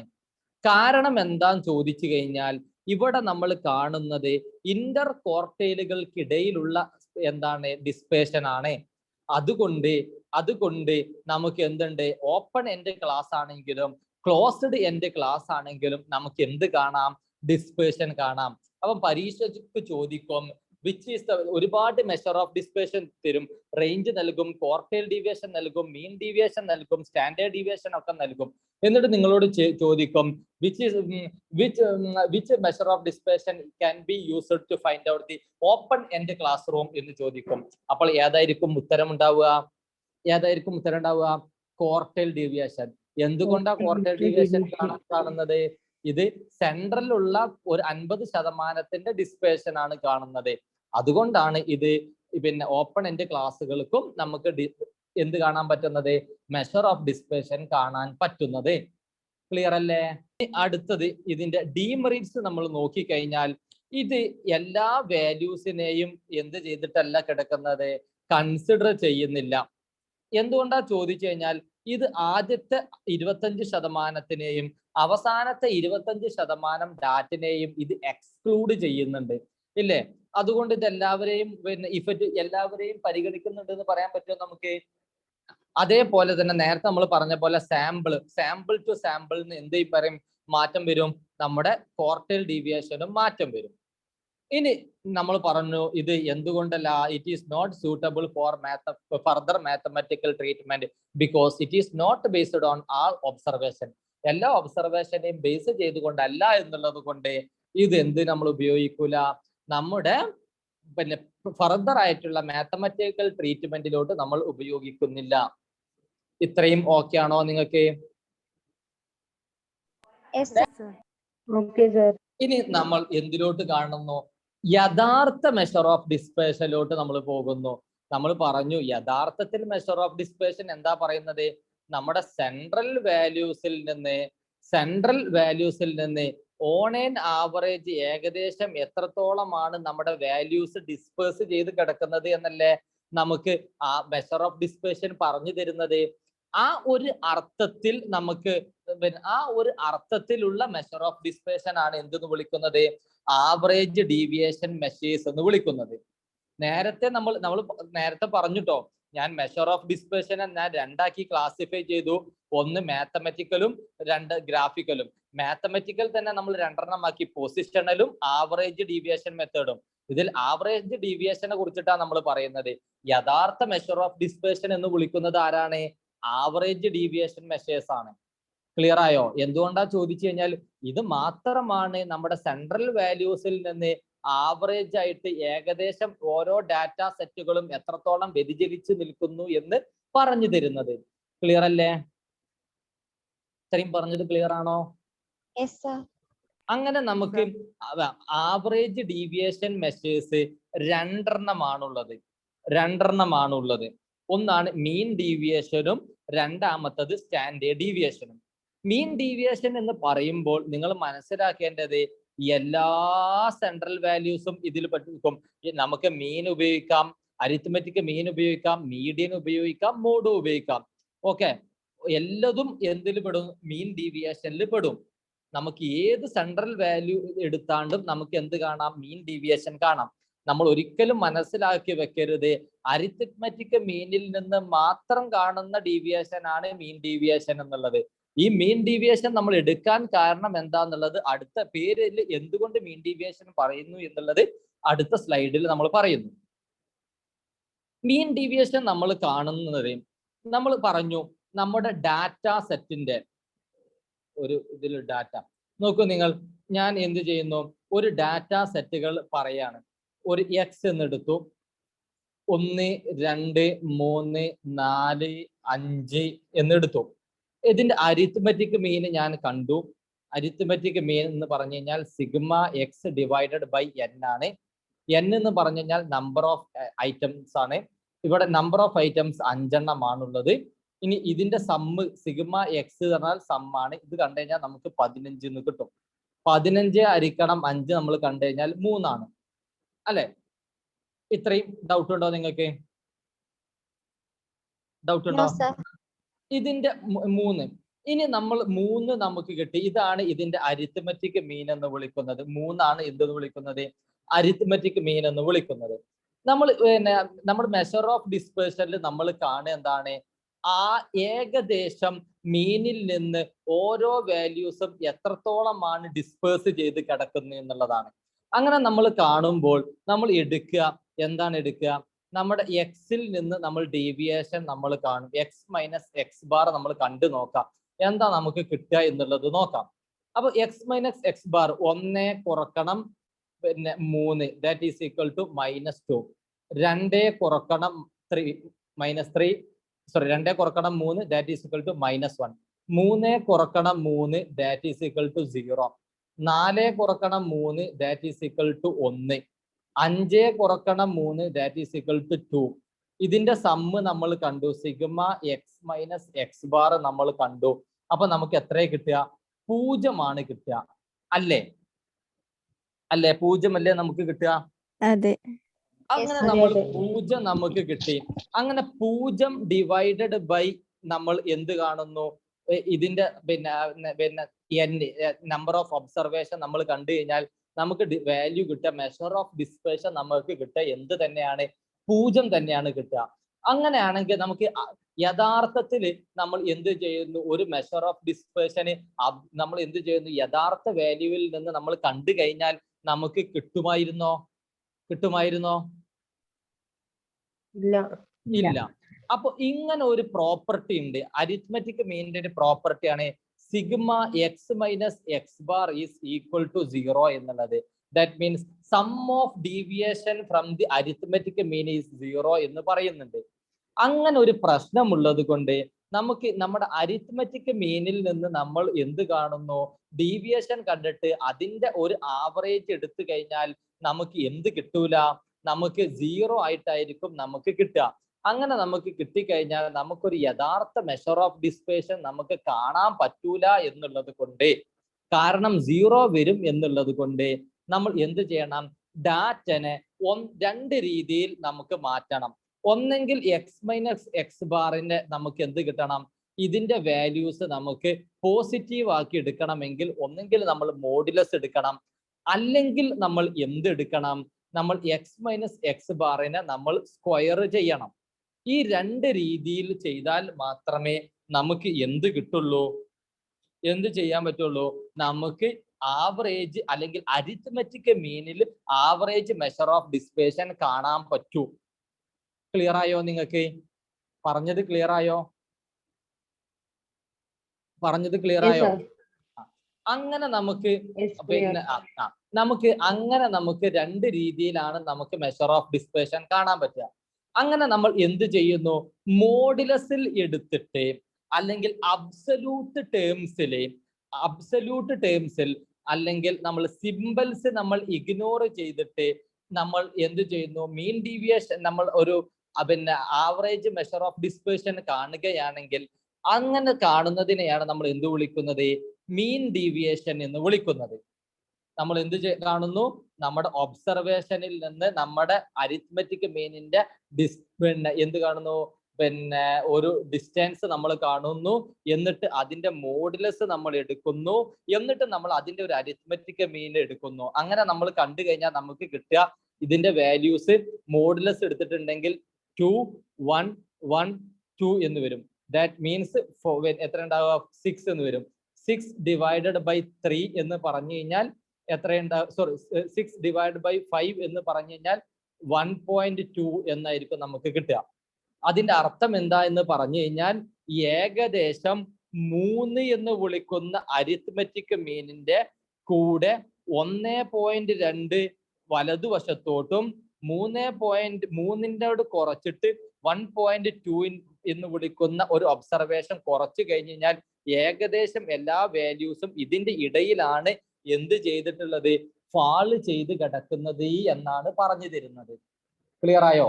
പറഞ്ഞത് ക്ലിയർ അല്ലെങ്കിൽ ഒന്നുകൂടി പറയാം. സർ ഒന്നുകൂടെ പറയൂ. നമ്മുടെ മെഷർ ഓഫ് ഡിസ്പേഷൻ നമ്മൾ കണ്ടു 1.2 എന്ന് കിട്ടി. 6/5 1.2 അല്ലേ? അതിൽ ഡൗട്ട് ഉണ്ടോ? ഇല്ല.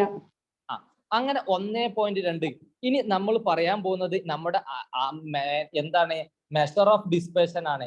അരിത്മെറ്റിക് മീനിൽ നിന്ന് അല്ലെങ്കിൽ സെൻട്രൽ ടെൻഡൻസിയിൽ നിന്ന് ഏകദേശം എത്രത്തോളം വ്യതിചലിച്ചിട്ടാണ് എല്ലാ വാല്യൂസും കിടക്കുന്നത്. അപ്പോൾ യഥാർത്ഥത്തിൽ പറഞ്ഞു തരുന്നത് ഈ ഒരു 1.2 പറഞ്ഞു തരുന്നത് എന്താന്ന് ചോദിച്ചു കഴിഞ്ഞാൽ, നമ്മുടെ അരിത്മെറ്റിക് മീനിന്റെ കൂടെ 1.2 കൂട്ടിക്കഴിഞ്ഞാൽ നമുക്ക് എത്ര കിട്ടുക? 4.2.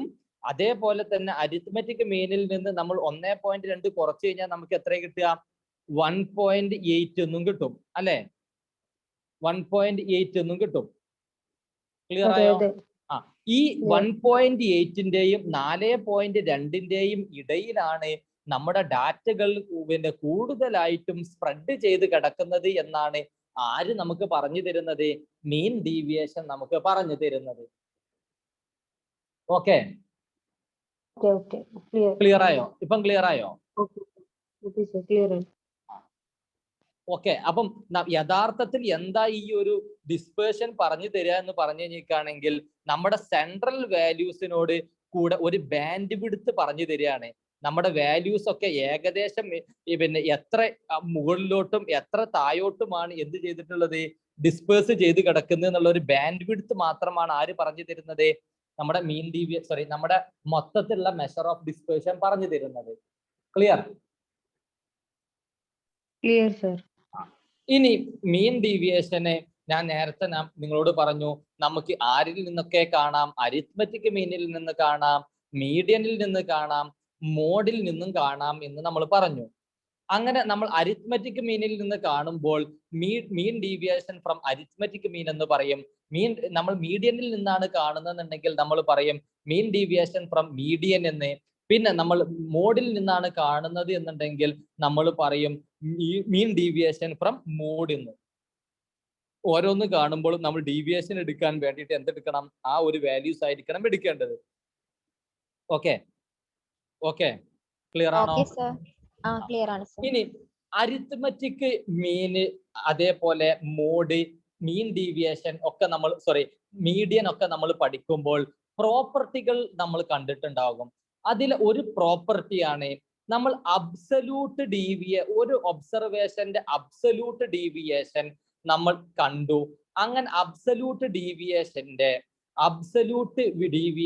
നമ്മൾ കണ്ടിട്ട് എന്ത് ചെയ്തു? ഒരു ഡിസ്ട്രിബ്യൂഷന്റെ അബ്സല്യൂട്ട് വാല്യൂ നമ്മൾ കണ്ടു കഴിഞ്ഞാൽ അതിന്റെ സമ്മ് എന്ന് വിളിക്കുന്നത് മീഡിയനിൽ നിന്ന് കാണുന്നതായിരിക്കും ഏറ്റവും കുറവ് എന്നുള്ളത്. കൺഫ്യൂഷൻ ഉണ്ടാവും, ഒന്നുകൂടി പറഞ്ഞു തരാം. നമുക്ക് ഒരു ഡിസ്ട്രിബ്യൂഷൻ കിട്ടി. ആ ഡിസ്ട്രിബ്യൂഷനിൽ ഞാൻ എന്ത് ചെയ്തു? പിന്നെ മീൻ ഡീവിയേഷൻ അല്ലെങ്കിൽ മീൻ ഡീവിയേഷൻ അല്ല, അബ്സല്യൂട്ട് ഡീവിയേഷൻ എന്ന് പറഞ്ഞു കഴിഞ്ഞാൽ ഒബ്സർവേഷൻ മൈനസ് നമ്മുടെ മെഷർ ഓഫ് സെൻട്രൽ ടെൻഡൻസി. അപ്പൊ ഞാൻ അബ്സല്യൂട്ട് ഡീവിയേഷൻ ഞാൻ കാണുന്നത് അരിത്മെറ്റിക് മീനിൽ നിന്ന് കണ്ടു. എന്നിട്ട് ഞാൻ എന്ത് ചെയ്തു? അതിന്റെ സമ്മ് കണ്ടു. അതേപോലെ തന്നെ അബ്സല്യൂട്ട് ഡീവിയേഷൻ ഞാൻ മീഡിയനിൽ നിന്ന് ഞാൻ കണ്ടു, എന്നിട്ട് അതിന്റെ സമ്മ് കണ്ടു. അബ്സല്യൂട്ട് ഡീവിയേഷൻ ഞാൻ മോഡിൽ നിന്ന് ഞാൻ കണ്ടു, എന്നിട്ട് ഞാൻ അതിന്റെ സമ്മ് എടുത്തു. അങ്ങനെ ഞാൻ മൂന്നിന്റെയും സമ്മ് ഞാൻ എടുത്തു കഴിഞ്ഞാൽ എനിക്ക് ഒരു ഒബ്സർവേഷന്റെ ഏറ്റവും ലോവസ്റ്റ് വാല്യൂസ് കിട്ടുക ഞാൻ എന്തിൽ നിന്ന് കാണുമ്പോഴായിരിക്കും?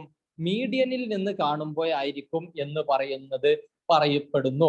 ഒരു ഒബ്സർവേഷന്റെ അബ്സല്യൂട്ട് ഡീവിയേഷൻ മിനിമം ആവുക അത് മീഡിയനിൽ നിന്ന് എടുക്കുമ്പോൾ ആയിരിക്കും. ഞാൻ നിങ്ങൾക്ക് ഒരു എക്സാമ്പിൾ ഇവിടെ കാണിച്ചു തരാം. അപ്പൊ നിങ്ങൾക്ക് എന്ത് ചെയ്യും? അത് പെട്ടെന്ന് ക്ലിയർ ആകും. നമുക്ക് ഇവിടെ തന്നെ ഒരു എഴുതാം. ഞാൻ ഒരു എന്ത് ചെയ്യുന്നു? ഒരു ഒരു ഒബ്സർവേഷൻ എഴുതുന്നു. 1, 3, 4, 5, 6. ഓക്കെ, 1, 3, 4, 5, 6. ഇതിന്റെ സമ്മ് ഞാൻ കണ്ടു കഴിഞ്ഞാൽ എനിക്ക് കിട്ടുക 6ഉം 4ഉം 10. ഇതിനെ നമുക്ക് എന്ത് ചെയ്യാം, 2 എന്ന് എടുക്കാം കേട്ടോ, എളുപ്പത്തിന് വേണ്ടിയിട്ടാണ്.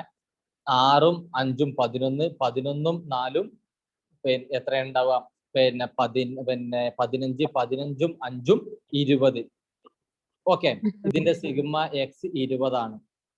ഇനി ഇതിന്റെ അരിത്മെറ്റിക് മീൻ ഞാൻ കണ്ടു കഴിഞ്ഞാൽ sigma x divided by n ഞാൻ കണ്ടു കഴിഞ്ഞാൽ 20 ഡിവൈഡ് ബൈ 5 ഞാൻ കണ്ടു കഴിഞ്ഞാൽ എനിക്ക് എത്ര കിട്ടുക, 4 ആണ് കിട്ടുന്നത്.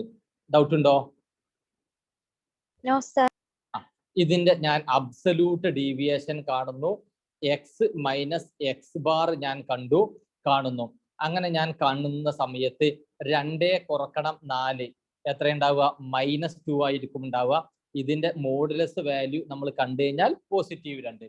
3 കുറക്കണം 4 എത്ര ഉണ്ടാവുക, 1. കാരണം നമ്മൾ അബ്സല്യൂട്ട് വാല്യൂസിൽ എടുക്കുന്നത്. 4 കുറക്കണം 4 0, 5 കുറക്കണം 4 1, 6 കുറക്കണം 4 2. അല്ലേ അല്ലേ? അതെ. ഇനി ഞാൻ അതെ, എടുത്തു, അതെ. ഞാൻ എടുത്തു. അങ്ങനെ ഞാൻ എടുത്തതിന്റെ ശേഷം ഞാൻ എന്ത് ചെയ്യുന്നു, ഇതിന്റെ ഒരു സമ്മ് കണ്ടു. സമ്മ് കാണുന്ന സമയത്ത് എനിക്ക് മനസ്സിലായി, എന്താണ് മനസ്സിലായത്, എൻ്റെ ഒരു സമ്മ് എന്ന് വിളിക്കുന്നത് എത്ര കിട്ടും, 2ഉം 2ഉം 2ഉം 2 4ഉം 2ഉം 6. എൻ്റെ അബ്സല്യൂട്ട് ഡീവിയേഷൻ എന്ന് വിളിക്കുന്നത് മീനിൽ നിന്ന് ഞാൻ കണ്ടപ്പോൾ എത്ര കിട്ടിയത്, എനിക്ക് എത്ര കിട്ടിയത്, 6 ആണ്. അല്ലേ അല്ലേ? അതെ, അതെ. അതെ. ഇനി നമുക്ക് മീഡിയൻ നമ്മൾക്ക് കാണാനുള്ളത് നമുക്കറിയാം. മീഡിയൻ എന്ന് വിളിക്കുന്നത് നമ്മുടെ ഡാറ്റനെ നമ്മൾ ഓർഡർ ആക്കിയതിന് ശേഷം എന്ത് ചെയ്യുന്നു, ഇറ്റ് ഈസ് n+1/2th ഐറ്റം എന്നാണ് നമ്മൾ പറയാറുള്ളത്. n എന്ന് വിളിക്കുന്നത് 5 ആണ്. 5 കൂട്ടണം 1 divided by 2 that is equal to 6 divided by 2 that is equal to 3. മൂന്നാമത്തെ എലമെന്റ് ആണ് നമ്മുടെ എന്തെന്ന് വിളിക്കുന്നത്, നമ്മുടെ എന്തെന്ന് വിളിക്കുന്നത്, മീഡിയൻ എന്ന് വിളിക്കുന്നത്. അത് ഏതാണ്, ഇതിൽ ഏതാണ്, ഇത് ഏതാ വന്നത്, 4 ആണ് വന്നത്. ഓക്കെ, അപ്പൊ ഇതിൽ നമ്മൾ കാണുന്ന സമയത്തും അബ്സല്യൂട്ട് ഡീവിയേഷൻ കണ്ടാലും 6 തന്നെയാണ് വരിക. ഇത് നമുക്ക് എന്ത് ചെയ്യണം, ഡാറ്റ മാനിപ്പുലേറ്റ് ചെയ്യണമായിരുന്നു. ഞാൻ അത് ഓർമ്മയില്ലാതെ വെച്ചതുകൊണ്ട് വന്നതാണ്. അപ്പൊ നമുക്ക് ഇങ്ങനെ നമ്മൾ ഡീവിയേഷൻ നമ്മൾ കണ്ടു. അങ്ങനെ നമ്മൾ മോഡിൽ നിന്ന് നമ്മൾ കണ്ടു കഴിഞ്ഞാൽ നമ്മൾ മീഡിയനിൽ നിന്ന് കിട്ടുന്ന ഈ ഒരു അബ്സല്യൂട്ട് ഡീവിയേഷൻ ഉണ്ടല്ലോ, സിഗ്മ എക്സ് മൈനസ് മീഡിയൻ കാണുന്ന വാല്യൂ ആയിരിക്കും ഇതിൽ ഏറ്റവും കുറവ് എന്നാണ് നമ്മൾ എന്ത് ചെയ്യുന്നത്, ഒരു മീഡിയന്റെ ഒരു പ്രോപ്പർട്ടിയാണ്. മീഡിയൻ ഒരൊറ്റ പ്രോപ്പർട്ടി ഉള്ളൂ, അത് ഈ പ്രോപ്പർട്ടിയാണ്. ക്ലിയർ ആയോ? നമ്മുടെ ഒബ്സർവേഷൻ എന്ന് വിളിക്കുന്നത് 15, 16, 16, 17, 18, 19, 20, 31, 37 ആണ്. ഓക്കെ, ക്ലിയർ അല്ലേ? ഇതിന്റെ ടോട്ടൽ ആണ് 189 എന്ന് വിളിക്കുന്നത്. ഇതിലും ഡൗട്ട് ഇല്ലല്ലോ?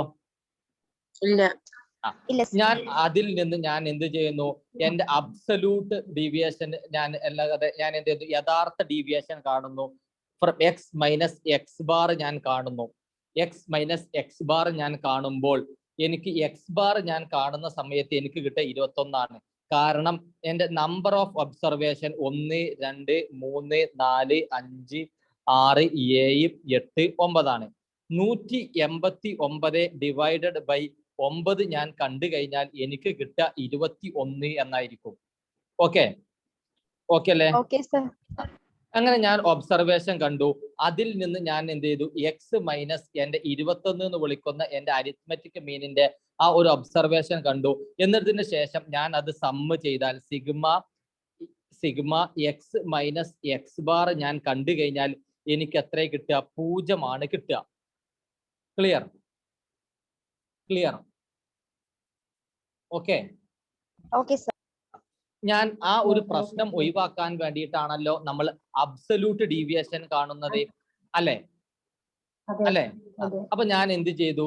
എക്സ് മൈനസ് എക്സ് ബാറിന്റെ അബ്സല്യൂട്ട് ഡീവിയേഷൻ ഞാൻ എടുത്തു. അപ്പം അബ്സല്യൂട്ട് ഡീവിയേഷൻ എന്ന് പറഞ്ഞു കഴിഞ്ഞിട്ടാണെങ്കിൽ -6ന്റെ 6, 5, 5, 4, 3, 2, 1, 10, 16. അപ്പൊ ഞാൻ അത് കൂട്ടി കഴിഞ്ഞ് കഴിഞ്ഞിട്ടാണെങ്കിൽ സിഗ്മ എക്സ് മൈനസ് എക്സ് ബാറിന്റെ സമ്മ് ഞാൻ കണ്ടു കഴിഞ്ഞാൽ എനിക്ക് എത്ര കിട്ടും? 52 എന്ന് കിട്ടും. ക്ലിയർ ആയോ? ക്ലിയർ ആയോ? Yes, sir. ഇനി ഞാൻ എന്ത് ചെയ്തു? ഈ ഒരു ഒബ്സർവേഷന്റെ മീഡിയൻ എന്ന് വിളിക്കുന്നത് എത്രയാണ്? 18 ആണ്. മീഡിയൻ എങ്ങനെ 18 കിട്ടി എന്ന് ചോദിച്ചു കഴിഞ്ഞാൽ ഇതിൽ 9 ഒബ്സർവേഷൻ ആണ് ഉള്ളത്, അല്ലെ? അപ്പൊ നമുക്ക് അറിയാം നമ്മുടെ മീഡിയൻ എന്ന് പറഞ്ഞു കഴിഞ്ഞിട്ടാണെങ്കിൽ it is defined as n+1/2th item എന്നാണ്. 9 ആണ് നമ്മുടെ n എന്ന് വിളിക്കുന്നത്. നമ്പർ ഓഫ് ഒബ്സർവേഷൻ 9 ആണ്. +1 ഡിവൈഡഡ് ബൈ 2. അപ്പൊ നമുക്ക് കിട്ടും 10 divided by 2 that is equal to 5 എന്ന് കിട്ടും. അപ്പൊ നമ്മൾ അഞ്ചാമത്തെ എലമെന്റ് ഇതിൽ നോക്കുമ്പോൾ 15, 1, 2, 3, 4, 5 അത് എത്രയാ വന്നത്? 18 അല്ലേ? 18 അല്ലേ? Yes, sir. അതെ. അപ്പൊ നമ്മൾ 18 എന്നുള്ള നമ്മുടെ മീഡിയൻ എടുത്തു. മീഡിയനിൽ നിന്ന് നമ്മൾ എന്ത് കണ്ടു? അബ്സല്യൂട്ട് ഡീവിയേഷൻ കണ്ടു. That means x minus median ഞാൻ കണ്ടു. മീഡിയൻ എന്ന് വിളിക്കുന്നത് 18 ആണ്. 15 കുറക്കണം പിന്നെ എന്ത്? ഇത് ഞാൻ ഇതിന്റെ യഥാർത്ഥ വാല്യൂ ആണ് എടുക്കുന്നത്. പിന്നെ എക്സാക്ട് വാല്യൂ മൈനസ് മീഡിയൻ. 15 കുറക്കണം 18 എനിക്ക് എത്ര കിട്ടുക? -3 ആണ് കിട്ടുക. ആണല്ലോ? ആണോ? Yes, sir. 16 കുറക്കണം അതെ. 18 കണ്ടു കഴിഞ്ഞാൽ -2 ഇങ്ങനെ കണ്ടു കഴിഞ്ഞ് കഴിഞ്ഞാൽ നമുക്ക് ഇങ്ങനെ കിട്ടും. 2 -2 -1 1 -1 2 13 19. ഇതിന്റെ അബ്സല്യൂട്ട് വാല്യൂ ഞാൻ കണ്ടു കഴിഞ്ഞാൽ എക്സ് മൈനസ് മീഡിയൻ ഞാൻ കണ്ടു കഴിഞ്ഞാൽ ദാറ്റ് മീൻസ് -3ന്റെ എന്ത് ചെയ്താൽ മതി? സിമ്പിൾ ഇങ്ങനെ ഞാൻ മാറ്റി കൊടുത്തു കഴിഞ്ഞാൽ 3, 2, 2, 1, 0, 1, 2, 13, 9 എന്ന് എനിക്ക് കിട്ടും. കിട്ടിയോ? ഡൗട്ട് ഉണ്ടോ? No, sir. ഇല്ല. അങ്ങനെ ഞാൻ കണ്ടു. അതിന്റെ സമ്മ് എന്ന് പറഞ്ഞു കഴിഞ്ഞാൽ സിഗ്മ എക്സ് മൈനസ് മീഡിയൻ ഞാൻ കണ്ടു കഴിഞ്ഞാൽ എനിക്ക് എത്ര കിട്ടുക? 43 കിട്ടുന്നത്. Okay clear? Yes, sir. ഇനി ഞാൻ മോഡ് കണ്ടു. മോഡ് എന്ന് പറഞ്ഞു കഴിഞ്ഞിട്ടാണെങ്കിൽ നമുക്ക് അറിയാം എന്താ മോഡ് എന്ന് പറഞ്ഞു കഴിഞ്ഞാൽ ഏറ്റവും കൂടുതൽ ഒക്കർ ചെയ്ത നമ്പറിനെയാണ് നമ്മൾ എന്ത് വിളിക്കുന്നത്? മോഡ് എന്ന് വിളിക്കുന്നത്. അങ്ങനെ ആകുമ്പോൾ നമ്മുടെ മോഡ് എന്ന് വിളിക്കുന്നത് ഇതിൽ ഏതായിരിക്കും?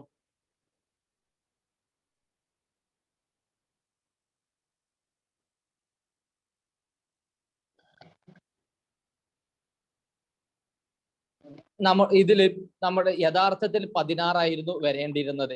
പക്ഷെ നമ്മൾ എന്ത് ചെയ്തു? ഇതിന്റെ ഈ ഒരു വേറൊരു മാത്തമാറ്റിക്കൽ പ്രോപ്പർട്ടി വെച്ചിട്ട് നമ്മൾ കൺസിഡർ ചെയ്യുന്നു 12 ആണ് എന്നുള്ളത് കൺസിഡർ ചെയ്യുന്നു. ഓക്കെ നമുക്ക് ഈ കാൽപിയസിന്റെ റൂൾസ് ഒക്കെ വെച്ചിട്ട് നമ്മൾ താൽക്കാലികമായിട്ട് നമ്മൾ പഠിക്കാൻ വേണ്ടിയിട്ട് 12 ആണ് എന്ന് എന്ത് ചെയ്യുന്നു? കൺസിഡർ ചെയ്യുന്നു. ക്ലിയർ? ഹലോ? അങ്ങനെ നമ്മൾ കാണുന്ന സമയത്ത് 15 കുറക്കണം 12 കണ്ടു കഴിഞ്ഞാൽ that means x minus mode കണ്ടു കഴിഞ്ഞാൽ 3, 4, 4, 5, 6, 7, 8, 19, 25 എന്ന് കിട്ടും. ഇതിന്റെ മോഡുലസ് നമുക്ക് കാണേണ്ട ആവശ്യമില്ല. കാരണം എന്തുകൊണ്ടാണ്? ഇതെല്ലാം പോസിറ്റീവിൽ തന്നെയാണ്. അങ്ങനെ നമ്മൾ കണ്ടിട്ട് നമ്മൾ ഡീവിയേഷൻ കണ്ടു കഴിഞ്ഞാൽ നമുക്ക് എത്രയായി കിട്ടുന്നത്? 81 ആണ് നമുക്ക് കിട്ടിയത്, അല്ലേ? Yes, sir. ആണോ? അങ്ങനെ നമ്മൾ 81 കിട്ടി. ഇനി നിങ്ങൾ പറഞ്ഞു തരൂ, ഏതിൽ നിന്ന് നമ്മൾ ഡീവിയേഷൻ കണ്ടപ്പോഴാണ് നമുക്ക് ഏറ്റവും കുറവ് പിന്നെ എന്ത് കിട്ടിയത്? സമ്മ് കിട്ടിയത്? മീഡിയനിൽ നിന്ന് അല്ലെ? 52, 27 52, 43, 81 ആയിരുന്നു നമ്മൾ വ്യത്യസ്തമായ മെഷർ ഓഫ് സെൻട്രൽ ടെൻഡൻസിയിൽ നിന്ന് അബ്സല്യൂട്ട് ഡീവിയേഷൻ കണ്ടപ്പോൾ നമുക്ക് കിട്ടിയ സമ്മ്, അല്ലെ? ഇതിൽ ഏറ്റവും ചെറിയ വാല്യൂ എന്ന് വിളിക്കുന്നത് 43 അല്ലേ? അല്ലേ? അതെ സർ. അപ്പൊ നമ്മൾ മീഡിയൻ ഇങ്ങനെ ഒരു പ്രോപ്പർട്ടി ഉണ്ട്. ആർക്കാണ് ഈ പ്രോപ്പർട്ടി ഉള്ളത്? മീഡിയന്. അപ്പൊ നമുക്ക് അറിയാം നമ്മുടെ മീൻ ഡീവിയേഷൻ എന്ന് പറഞ്ഞു കഴിഞ്ഞിട്ടാണെങ്കിൽ ഇതേ divided by number of items എന്നല്ലേ? അപ്പൊ 43 ഡിവൈഡഡ് ബൈ നമ്മൾ 9 കണ്ടു കഴിഞ്ഞാൽ നമുക്ക് കിട്ടുക 4.7 എന്നാണ്. ഇനി നമ്മൾ നേരെ മറിച്ച് നമ്മൾ അരിത്മെറ്റിക് മീനിൽ നിന്നാണ് നമ്മൾ കണ്ടിട്ട് നമ്മൾ അതിന്റെ എന്ത് കാണുന്നു, പിന്നെ മീൻ ഡീവിയേഷൻ ആണ് കണ്ടെന്നുണ്ടെങ്കിൽ ദാറ്റ് മീൻസ് 52 ഡിവൈഡഡ് ബൈ 9 കണ്ടാൽ നമുക്ക് എത്ര കിട്ടുക? 5.7 കിട്ടുക. ക്ലിയർ ആണോ? Yes sir. ഇനി 81 ഡിവൈഡഡ് ബൈ 9 നമ്മൾ കണ്ടു കഴിഞ്ഞാൽ നമുക്ക് എത്ര കിട്ടുക? 9 തന്നെയാണ് കിട്ടുക. ക്ലിയർ ആണോ? അപ്പൊ നിങ്ങൾ മനസ്സിലായില്ലേ? ഏറ്റവും ബെസ്റ്റ് ആയിട്ടുള്ള മീൻ ഡീവിയേഷൻ നമുക്ക് ഏതിൽ നിന്നാണ് നമുക്ക് പറഞ്ഞു തരിക? മീൻ ഡീവിയേഷനിൽ നിന്ന് നമ്മൾ എന്ത് കാണുമ്പോഴാണ്? നമ്മൾ മീൻ ഡീവിയേഷൻ കാണുമ്പോഴാണ്. ഇറങ്ങിപ്പോ സൗണ്ട് ആരോ ഒരാളുടെ സൗണ്ട് വരുന്നു, അതുകൊണ്ടാണ്. അപ്പൊ ഞാൻ ഈ ഒരു സാധനം ഒന്നും ഒഴിവാക്കുന്നു. എന്നിട്ട് പറയുന്നു, ആക്ച്വലി ബെസ്റ്റ് ആയിട്ടുള്ള മീൻ ഡീവിയേഷൻ നമുക്ക് കിട്ടുക എപ്പോഴാണ്? Mean deviation find from the മീഡിയനിൽ നിന്നാണ്. അല്ലെ? എന്തുകൊണ്ടാന്ന് ചോദിച്ചു കഴിഞ്ഞാൽ നമ്മൾ അബ്സല്യൂട്ട് വാല്യൂസിന്റെ സമ്മ് നമ്മൾ എടുക്കുമ്പോൾ നമുക്ക് കിട്ടുന്ന ഏറ്റവും ലീസ്റ്റ് സമ്മ് ഏതിൽ നിന്നാ നമുക്ക് കിട്ടുക? മീൻ ഡീവിയേഷനിൽ നിന്നാ കിട്ടുക. അതുകൊണ്ട് ഏറ്റവും ബെസ്റ്റ് മീൻ ഡീവിയേഷൻ ഏതാ എന്ന് ചോദിച്ചു കഴിഞ്ഞാൽ it is the mean deviation from the median ആണ്. ക്ലിയർ ആണോ പറഞ്ഞത്? എല്ലാവർക്കും ക്ലിയർ ആണോ? എല്ലാവർക്കും? യെസ് സർ, ക്ലിയർ ആണ്. ഓക്കെ. ഇനി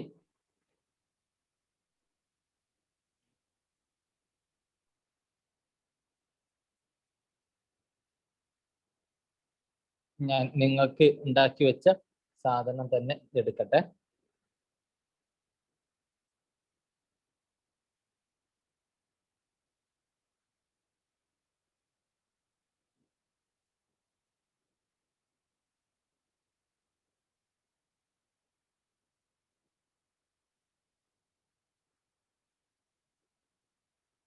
ഓക്കെ.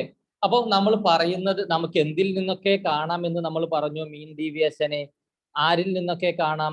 മീനിൽ നിന്ന് കാണാം, മീഡിയനിൽ നിന്ന് കാണാം, മോഡിൽ നിന്ന് കാണാം. അപ്പൊ ഏറ്റവും ബെസ്റ്റ് മെഷർ ഏതിൽ നിന്ന് മീൻ ഡീവിയേഷൻ കാണുമ്പോഴായിരിക്കും നമുക്ക് കിട്ടുക? മീഡിയനിൽ നിന്ന് കാണുമ്പോഴായിരിക്കും. പക്ഷെ നമുക്ക് ഏറ്റവും കൂടുതലായിട്ട് നമ്മൾ ഫർദർ ആയിട്ടുള്ള മാത്തമാറ്റിക്കൽ ട്രീറ്റ്മെന്റിന് നമ്മൾ ഉപയോഗിക്കുന്നത് അരിത്മെറ്റിക് മീൻ ആയതുകൊണ്ട് നമ്മൾ ഏറ്റവും കൂടുതൽ നമ്മൾ ഉപയോഗിക്കുക മീൻ ഡീവിയേഷൻ ആരിൽ നിന്ന് കാണുന്നതാണ്? അരിത്മെറ്റിക് മീനിൽ നിന്ന് കാണുന്നതാണ്. പക്ഷെ നിങ്ങൾ മനസ്സിലാക്കണം, പരീക്ഷയ്ക്ക് ചോദിക്കുന്നു the best mean deviation is എന്ന് ചോദിച്ചു കഴിഞ്ഞാൽ നിങ്ങൾ പറയേണ്ടത് എന്താണ്? Is the mean deviation from the median ആണ്.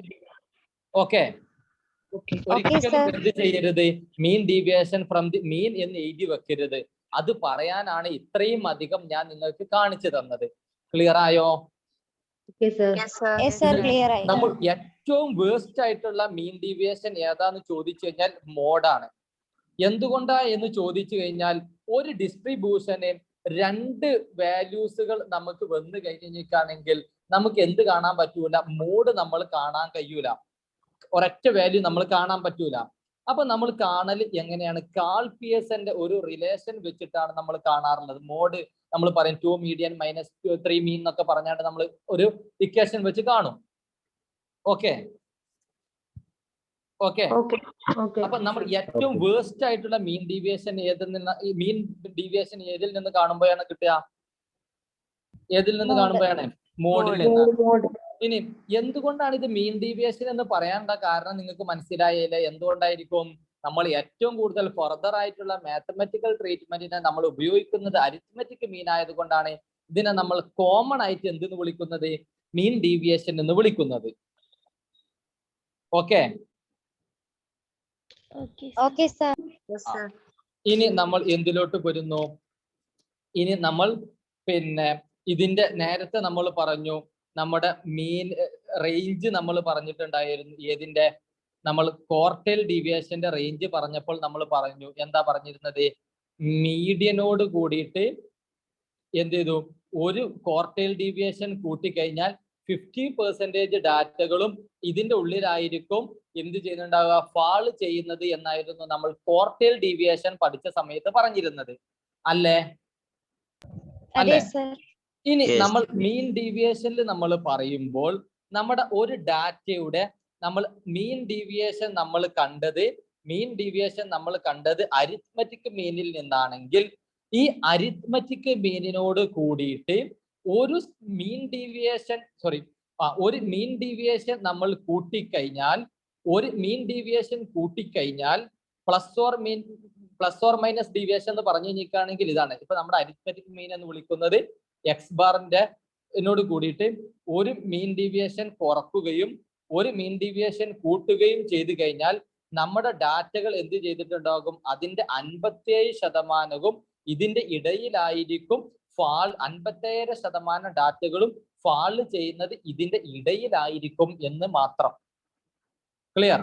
ഒന്നും കൂടി പറയുന്നു, നമ്മുടെ അരിത്മെറ്റിക് മീൻ എന്ന് വിളിക്കുന്നത് ഒരു ഒബ്സർവേഷൻ്റെത് 5 ആണ്. അതിന്റെ മീൻ ഡീവിയേഷൻ എന്ന് വിളിക്കുന്നത് 2 ആണ് എന്ന് നിങ്ങൾ കരുതിയോളൂ. അങ്ങനെയാണെങ്കിൽ ഇതിൽ നിന്ന് ഒരു 2 കൂട്ടുകയും ഇതിൽ നിന്ന് 2 കുറക്കുകയും ചെയ്തു കഴിഞ്ഞാൽ നമുക്ക് കിട്ടുക എത്ര കിട്ടുക? 3 എന്നും കിട്ടും, മറ്റത് 7 എന്നും കിട്ടും.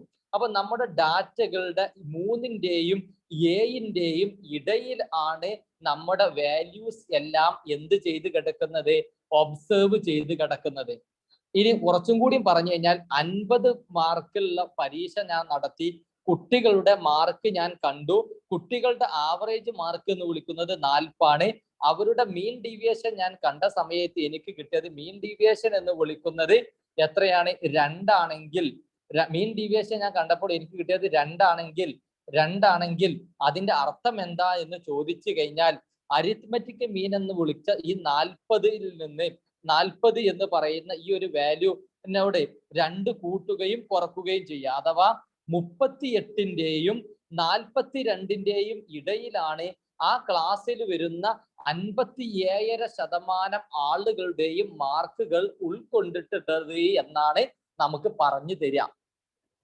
ക്ലിയർ ആയോ? ക്ലിയർ ആണ്. ഇനി നമ്മൾ എന്ത് ചെയ്യുന്നു? കോഎഫിഷ്യന്റ് ഓഫ് മീൻ ഡീവിയേഷൻ നമ്മൾ കാണുമ്പോൾ നമുക്ക് ശ്രദ്ധിക്കണം.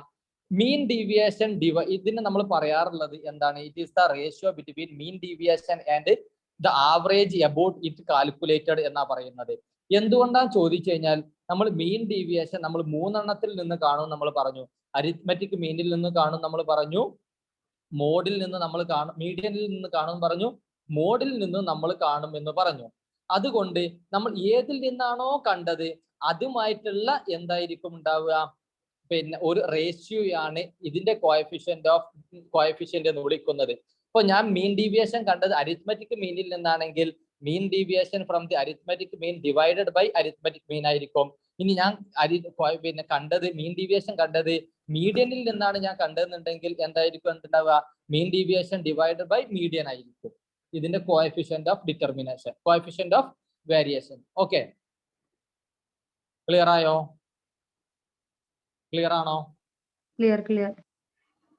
ഓക്കെ, ഇനി നമുക്ക് എന്ത് വരുന്നു? ഇതിന്റെ മെറിറ്റുകൾ നമുക്ക് നോക്കണം.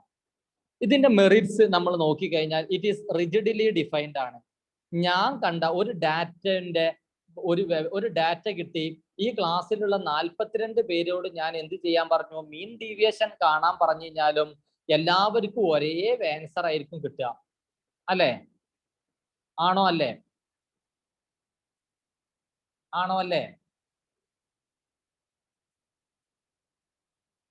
ഹലോ ഞാൻ ഒരു ഡാറ്റ എല്ലാവർക്കും തന്നു. ഒരു ഡാറ്റ ഞാൻ നിങ്ങൾക്ക് നൽകി. ഈ ക്ലാസ്സിലുള്ള 42 പേർക്കും ഈ ഒരേ ഡാറ്റ ഞാൻ നൽകി. എന്നിട്ട് നിങ്ങളോട് പറഞ്ഞു ഇതിന്റെ മീൻ ഡീവിയേഷൻ കാണാൻ പറഞ്ഞു കഴിഞ്ഞാൽ എല്ലാവർക്കും ആൻസർ ഒന്ന് തന്നെയല്ലേ കിട്ടുക? അതെ. അപ്പൊ അതുകൊണ്ട് നമ്മൾ പറയുന്നു റിജിഡ്ലി ഡിഫൈൻഡ് ആണ്. ആര് കണ്ടാലും ഉത്തരം എന്താ കിട്ടുക? സെയിം ആയിരിക്കും അല്ലെ? അതെ. ഇനി ഇതിന്റെ രണ്ടാമത്തെ benefit, it is easy to calculate and understand ആണ്. ഇത് ഏത് ആളുകൾക്കും പെട്ടെന്ന് നമുക്ക് കാണാനും പറ്റും. ഇനി ഇതിന്റെ മൂന്നാമത്തെ ഒരു ബെനിഫിറ്റ് എന്ന് വിളിക്കുന്നത് it is based on all the observation ആണ്. എല്ലാ വാല്യൂസിനെയും നമ്മൾ എന്ത് ചെയ്യുന്നുണ്ട്? പരിഗണിക്കുന്നുണ്ട്. കാരണം എന്തുകൊണ്ടാണ്? നമ്മൾ അരിത്മെറ്റിക് മീനോ അല്ലെങ്കിൽ മീഡിയനോ ഒക്കെ കണ്ട് അതിന് ഡീവിയേഷൻ ഒക്കെ കാണുന്നുണ്ട്. അതുകൊണ്ട് എല്ലാവരെയും നമ്മൾ എന്ത് ചെയ്യുന്നുണ്ട്? പരിഗണിക്കുന്നില്ലേ?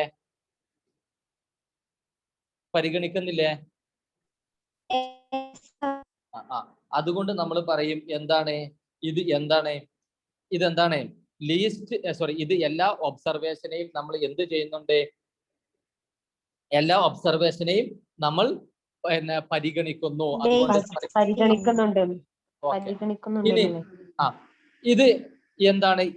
It is less affected by എന്താണ്? എക്സ്ട്രീം ഒബ്സർവേഷൻ ആണ്. ലെസ് ഇഫക്റ്റഡ് ആണ്. ലെസ് ഇഫക്റ്റഡ് എന്ന് മാത്രമേ നമ്മൾ പറയുന്നുള്ളൂ. Completely affected by extreme variable എന്നല്ല പറയുന്നത്, ലെസ് എഫക്റ്റഡ് എന്നാണ് പറയുന്നത്. ഓക്കെ, എക്സ്ട്രീം ഒബ്സർവേഷനിൽ നിന്ന് നമ്മൾ വളരെ ലെസ് ആയിട്ട് മാത്രമാണ് എന്ത് ചെയ്യുന്നത്? ഇത് ഇഫക്റ്റ് ചെയ്യുന്നുള്ളൂ. എന്തുകൊണ്ടാ എന്ന് ചോദിച്ചു കഴിഞ്ഞാൽ നമുക്ക് മീഡിയൻ ഉപയോഗിച്ചിട്ടും നമുക്ക് എന്ത് കാണാൻ പറ്റും? എന്ത് കാണാൻ പറ്റും? മീൻ ഡീവിയേഷൻ കാണാൻ പറ്റും. നമ്മൾ പഠിച്ചിട്ടുണ്ടാകും ഏറ്റവും ലീസ്റ്റ് ആയിട്ട് വിത്ത് എക്സ്ട്രീം വാല്യൂസ് ഇഫക്റ്റ് ചെയ്യുന്ന ഒരു മെഷർ ഓഫ് സെൻട്രൽ ടെൻഡൻസി എന്ന് വിളിക്കുന്നത് മീഡിയൻ ആണ്. അതുകൊണ്ട് മീഡിയൻ ഉപയോഗിച്ചും ഇത് കാണാൻ പറ്റും എന്നുള്ളത് കൊണ്ട് എക്സ്ട്രീം വാല്യൂസ്, ഒരു ഒബ്സർവേഷനിൽ എക്സ്ട്രീം വാല്യൂസ് ഉണ്ടെങ്കിൽ ഇത് എന്തുണ്ടാവൂല? ഇഫക്റ്റ് ചെയ്യോ?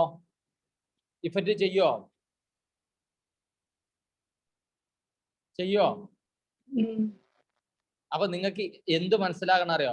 ഒരു ഡാറ്റ സെറ്റിൽ എക്സ്ട്രീം വാല്യൂസ് ഉണ്ടെങ്കിൽ ഏറ്റവും best measure of central tendency എന്ന് വിളിക്കുന്നത് മീഡിയൻ ആണ്. അപ്പൊ നമുക്ക് മീഡിയൻ ഉപയോഗിച്ചും മോഡ് ഉപയോഗിച്ചും അരിത്മെറ്റിക് മീൻ ഉപയോഗിച്ചും നമുക്ക് എന്ത് കാണാം? മീൻ ഡീവിയേഷൻ നമുക്ക് കാണാൻ പറ്റും. അങ്ങനെ മീഡിയന് നമുക്ക് അറിയാം എന്താണ്? Less affected by extreme observation ആണ്, എക്സ്ട്രീം വാല്യൂസ് ആണ്. അങ്ങനെയാണെങ്കിൽ നമുക്ക് മീൻ ഡീവിയേഷനിൽ സ്വാഭാവികമായിട്ടും it will be less affected ആയിരിക്കൂലേ? ആയിരിക്കുമോ? ഇനി അടുത്തത് ഇതിന്റെ എന്താണ്? ഡീമെറിറ്റ്സ് ആണ് നമ്മൾ കാണാൻ പോകുന്നത്. ഇനി ഇതിന്റെ ഡീമെറിറ്റ്സ് എന്ന് പറഞ്ഞു കഴിഞ്ഞിട്ടാണെങ്കിൽ it is absolute value of deviation ആണ് നമ്മൾ എന്ത് ചെയ്യുന്നത്? നമ്മൾ ആവറേജ് കാണാൻ വേണ്ടിയിട്ട് എടുത്തിട്ടുള്ളത് അല്ലെ? നമ്മൾ മെഷർ ഓഫ് ഡിസ്പേഴ്സനിൽ നമ്മൾ പറയുന്ന സമയത്ത് നമ്മൾ അബ്സല്യൂട്ട് വാല്യൂ കണ്ടിട്ടാണ് നമ്മൾ എന്ത് ചെയ്യുന്നത്? അതിന്റെ അരിത്മെറ്റിക് മീൻ ആണ് നമ്മൾ മെഷർ ഓഫ് ഡിസ്പേഴ്സൺ കാണാൻ എടുക്കുന്നത്. അതായത് യഥാർത്ഥ വാല്യൂ നമ്മൾ എന്ത് ചെയ്യുന്നുണ്ട്? മാനിപ്പുലേറ്റ് ചെയ്യുന്നുണ്ട് അല്ലെ? ഒരു മാനിപ്പുലേഷൻ നമ്മൾ നമ്മുടെ അനാലിസിസിൽ നടത്തുന്നില്ലേ? അതൊരു തെറ്റല്ലേ? അതുകൊണ്ട് തന്നെ നമുക്ക് ഇതൊരു ഫർദർ മാത്തമാറ്റിക്കൽ ട്രീറ്റ്മെന്റിന് ഉപയോഗിക്കാൻ പറ്റുമോ? ഇല്ല. പിന്നെ അടുത്തതാണ് എന്ത് വിളിക്കുന്നത്? ഇങ്ങനെ എന്ത് ചെയ്യാൻ പറ്റൂല? ഇത് ഓപ്പൺ എൻഡ് ക്ലാസ്സുകൾക്ക് ഇത് എന്ത് ചെയ്യാൻ പറ്റൂല? കാണാനും പറ്റൂല. ഓക്കെ, ഇനി ഇത്രയും ഡീമെറിറ്റ്സുകളാണ് ഇതിനുള്ളത്. ഇനി അവസാനത്തെ ഒരു മെഷർ ഓഫ് ഡിസ്പേഴ്സണുകൾ കൂടി പറഞ്ഞിട്ട് നമുക്ക് നിർത്താം. 9 നമുക്ക് നിർത്താം. ഇനി ഏറ്റവും കൂടുതൽ നിങ്ങൾ ഉപയോഗിക്കുന്ന മെഷർ ഓഫ് ഡിസ്പേഴ്സൺ എന്ന് വിളിക്കുന്നത് സ്റ്റാൻഡേർഡ് ഡീവിയേഷൻ ആയിരിക്കും. എന്തുകൊണ്ടാ എന്നുള്ളത് നിങ്ങൾ ഇപ്പോ ഇവിടെ പഠിക്കും. നമ്മൾ പറഞ്ഞു എന്താണ് മീൻ ഡീവിയേഷന്റെ ഏറ്റവും വലിയ പ്രശ്നം എന്ന് വിളിക്കുന്നത്? മീൻ ഡീവിയേഷന്റെ ഏറ്റവും വലിയ പ്രശ്നം എന്താണ്? അത് എന്ത് ചെയ്യുന്നു? യാഥാർത്ഥ്യത്തെ മാനിപ്പുലേറ്റ് ചെയ്യുന്നു. അഥവാ അബ്സല്യൂട്ട് വാല്യൂ നമ്മൾ എടുക്കുന്നു, അല്ലെങ്കിൽ സിമ്പിൾ നമ്മൾ എന്ത് ചെയ്യുന്നു? ഇഗ്നോർ ചെയ്യുന്നു. അത് തെറ്റല്ലേ? അപ്പൊ നമുക്ക് ആ ഒരു തെറ്റ് നമുക്ക് എന്ത് ചെയ്യാം? നമുക്ക് നികത്തണം എന്നുണ്ടെങ്കിൽ നമുക്ക് എന്ത് കാണണം? നമുക്ക് അറിയാം എക്സ് മൈനസ് എക്സ് ബാർ നമ്മൾ കണ്ടു കഴിഞ്ഞാൽ, നമ്മൾ എടുത്തു കഴിഞ്ഞാൽ നമുക്ക് സ്വാഭാവികമായിട്ട് 0 കിട്ടുള്ളൂ. അപ്പോൾ ഈ ഒരു പോസിബിലിറ്റി നമുക്ക് ഒഴിവാക്കണമെങ്കിൽ ഒന്നെങ്കിൽ നമ്മൾ മോഡുലസ് എടുക്കണം, അല്ലെങ്കിൽ നമ്മൾ എന്ത് ചെയ്താൽ മതി, ഇത് സ്ക്വയർ ചെയ്താൽ മതി അല്ലെ. അങ്ങനെ നമ്മൾ സ്ക്വയർ ചെയ്യുന്ന സമയത്ത് യഥാർത്ഥ വാല്യൂവിനെ നമ്മൾ മാനിപ്പുലേറ്റ് ചെയ്യുന്നുണ്ടോ? ഇല്ല. അപ്പൊ നമുക്ക് ഏറ്റവും ഉപയോഗപ്പെടാൻ കാരണം എന്താന്ന് ചോദിച്ചു കഴിഞ്ഞാൽ നമ്മൾ ഡാറ്റനെ നമ്മൾ മാനിപ്പുലേറ്റ് ചെയ്യുന്നില്ല. യഥാർത്ഥമുള്ള സാധനത്തെ യഥാർത്ഥത്തോടു കൂടിയിട്ട് തന്നെ നമ്മൾ നോക്കി കാണുന്നു. അതുകൊണ്ടാണ് നമ്മൾ എവിടെ നമ്മൾ ഉപയോഗിക്കുമ്പോഴും സ്റ്റാൻഡേർഡ് ഡീവിയേഷൻ നമ്മൾ എന്ത് ചെയ്യുന്നത്, നമുക്ക് ഒരു എലമെന്റ് ആയിട്ട് വരുന്നത്. നിങ്ങൾ പല കോറിലേഷൻ കാണുമ്പോഴും റിഗ്രഷൻ കാണുമ്പോഴൊക്കെ നിങ്ങൾ ഒരു മെഷർ ഓഫ് ഡിസ്പേർഷൻ ഉപയോഗിക്കുന്നുണ്ടെങ്കിൽ അത് ഏതായിരിക്കും ഉപയോഗിക്കുന്നുണ്ടാവുക? സ്റ്റാൻഡേർഡ് ഡീവിയേഷൻ ഉപയോഗിക്കുന്നത്. അതിന് കാരണം ഇതാണ്. എന്താണ്? ഇത് ഫർദർ മാത്തമാറ്റിക്കൽ ട്രീറ്റ്മെന്റിന് ഉപയോഗപ്പെടും എന്നുണ്ട്. കാരണം എന്താണ്? ഇത് നമ്മൾ ഡാറ്റയുടെ മാനിപ്പുലേറ്റ് ചെയ്യുന്നില്ല. അപ്പോൾ ഈ ഒരു സ്റ്റാൻഡേർഡ് ഡീവിയേഷൻ കണ്ടെത്തിയത് കാൾ പിയേഴ്സൺ ആണ് 1893. ഇത് ഡിനോട്ട് ചെയ്യാറുള്ളത് സ്മോൾ സിഗ്മയിലാണ്. 6 എന്ന് എഴുതിയിട്ട് അതിന്റെ പെരഡിക്ക് ഒന്ന് കൊടുക്കുന്നു. അപ്പോൾ അത് എന്ത് ചെയ്യുന്നു? നിവർന്നു വരുന്നു. അപ്പോൾ നമ്മൾ വായിക്കുന്ന പേരാണ് എന്ത് വിളിക്കുന്നത്? സ്മോൾ സിഗ്മ എന്ന് വിളിക്കുന്നത്. ഓക്കെ. ഇതിന്റെ ഡെഫിനിഷൻ എന്ന് വിളിക്കുന്നത് it is defined as the positive square root of the arithmetic mean of the square of deviations of the given observation from the arithmetic mean. അതാണ് ഇവിടെ നൽകിയിട്ടുള്ളത്. കണ്ടോ? Positive square root of arithmetic mean of the sum of the deviation from square deviation ആണ്. Okay. Arithmetic mean of the square deviation from the arithmetic mean. Arithmetic മീനിൽ നിന്ന് നമ്മൾ കാണുന്നു, അതിന്റെ സ്ക്വയർ കാണുന്നു, എന്നിട്ട് അതിന്റെ ഒരു ആവറേജ് നമ്മൾ കാണുന്നതാണ് എന്തെന്ന് വിളിക്കുന്നത്? സ്റ്റാൻഡേർഡ് ഡീവിയേഷൻ വിളിക്കുന്നത്. അപ്പോൾ നമ്മൾ നേരത്തെ പറഞ്ഞു മീൻ ഡീവിയേഷൻ നമുക്ക് ആരിൽ നിന്നൊക്കെ കാണാമായിരുന്നു? അരിത്മെറ്റിക് മീനിൽ നിന്ന് കാണാം, മീഡിയനിൽ നിന്ന് കാണാം, മോഡിൽ നിന്നും കാണാമായിരുന്നു.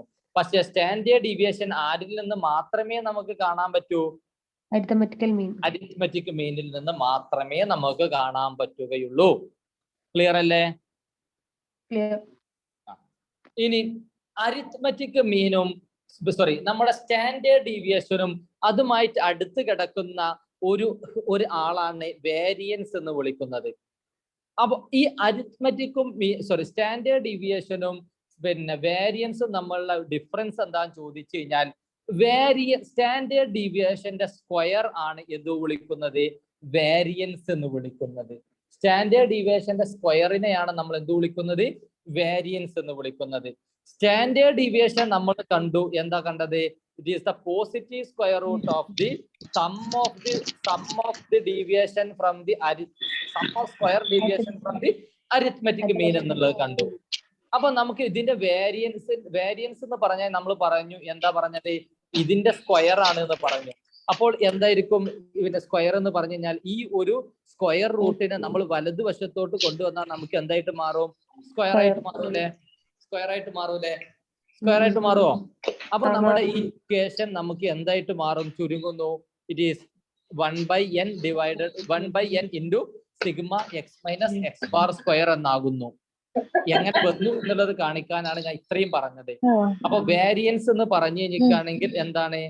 വേരിയൻസ് എന്ന് പറഞ്ഞു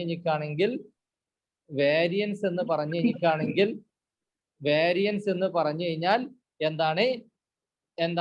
ഇത് സ്റ്റാൻഡേർഡ് ഡീവിയേഷന്റെ സ്ക്വയർ ആണ്. അപ്പൊ സ്റ്റാൻഡേർഡ് ഡീവിയേഷന്റെ സ്ക്വയർ ആകുമ്പോൾ അതിന്റെ ഇക്വേഷൻ എന്തായിട്ട് മാറും? 1/n sigma x minus x bar square ആകും.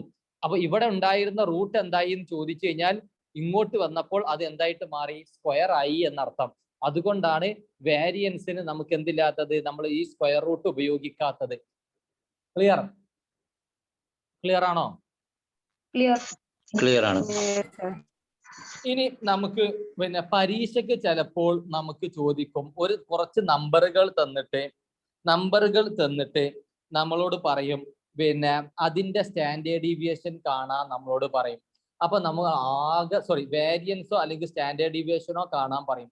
അപ്പൊ നമ്മൾ ആകെ നെർവസ് ആവും. അപ്പം ഒരു സ്റ്റാൻഡേർഡ് ഡീവിയേഷൻ എന്തുണ്ട്? ഒരു റൂൾ ഉണ്ട് അല്ലെങ്കിൽ ഒരു പ്രോപ്പർട്ടി ആണ്. ഫസ്റ്റത്തെ n നാച്ചുറൽ നമ്പേഴ്സിന്റെ സ്റ്റാൻഡേർഡ് ഡീവിയേഷൻ കാണാം. നമുക്കൊരു ഇക്വേഷൻ ഉണ്ട്. It is standard deviation is equal to positive square root of 1/12 into n square minus 1. അപ്പൊ ചില ആളുകൾക്ക് വന്നൊരു ഡൗട്ട് ആയിരിക്കും, എന്താ സാറേ നാച്ചുറൽ നമ്പർ എന്നുള്ളത്.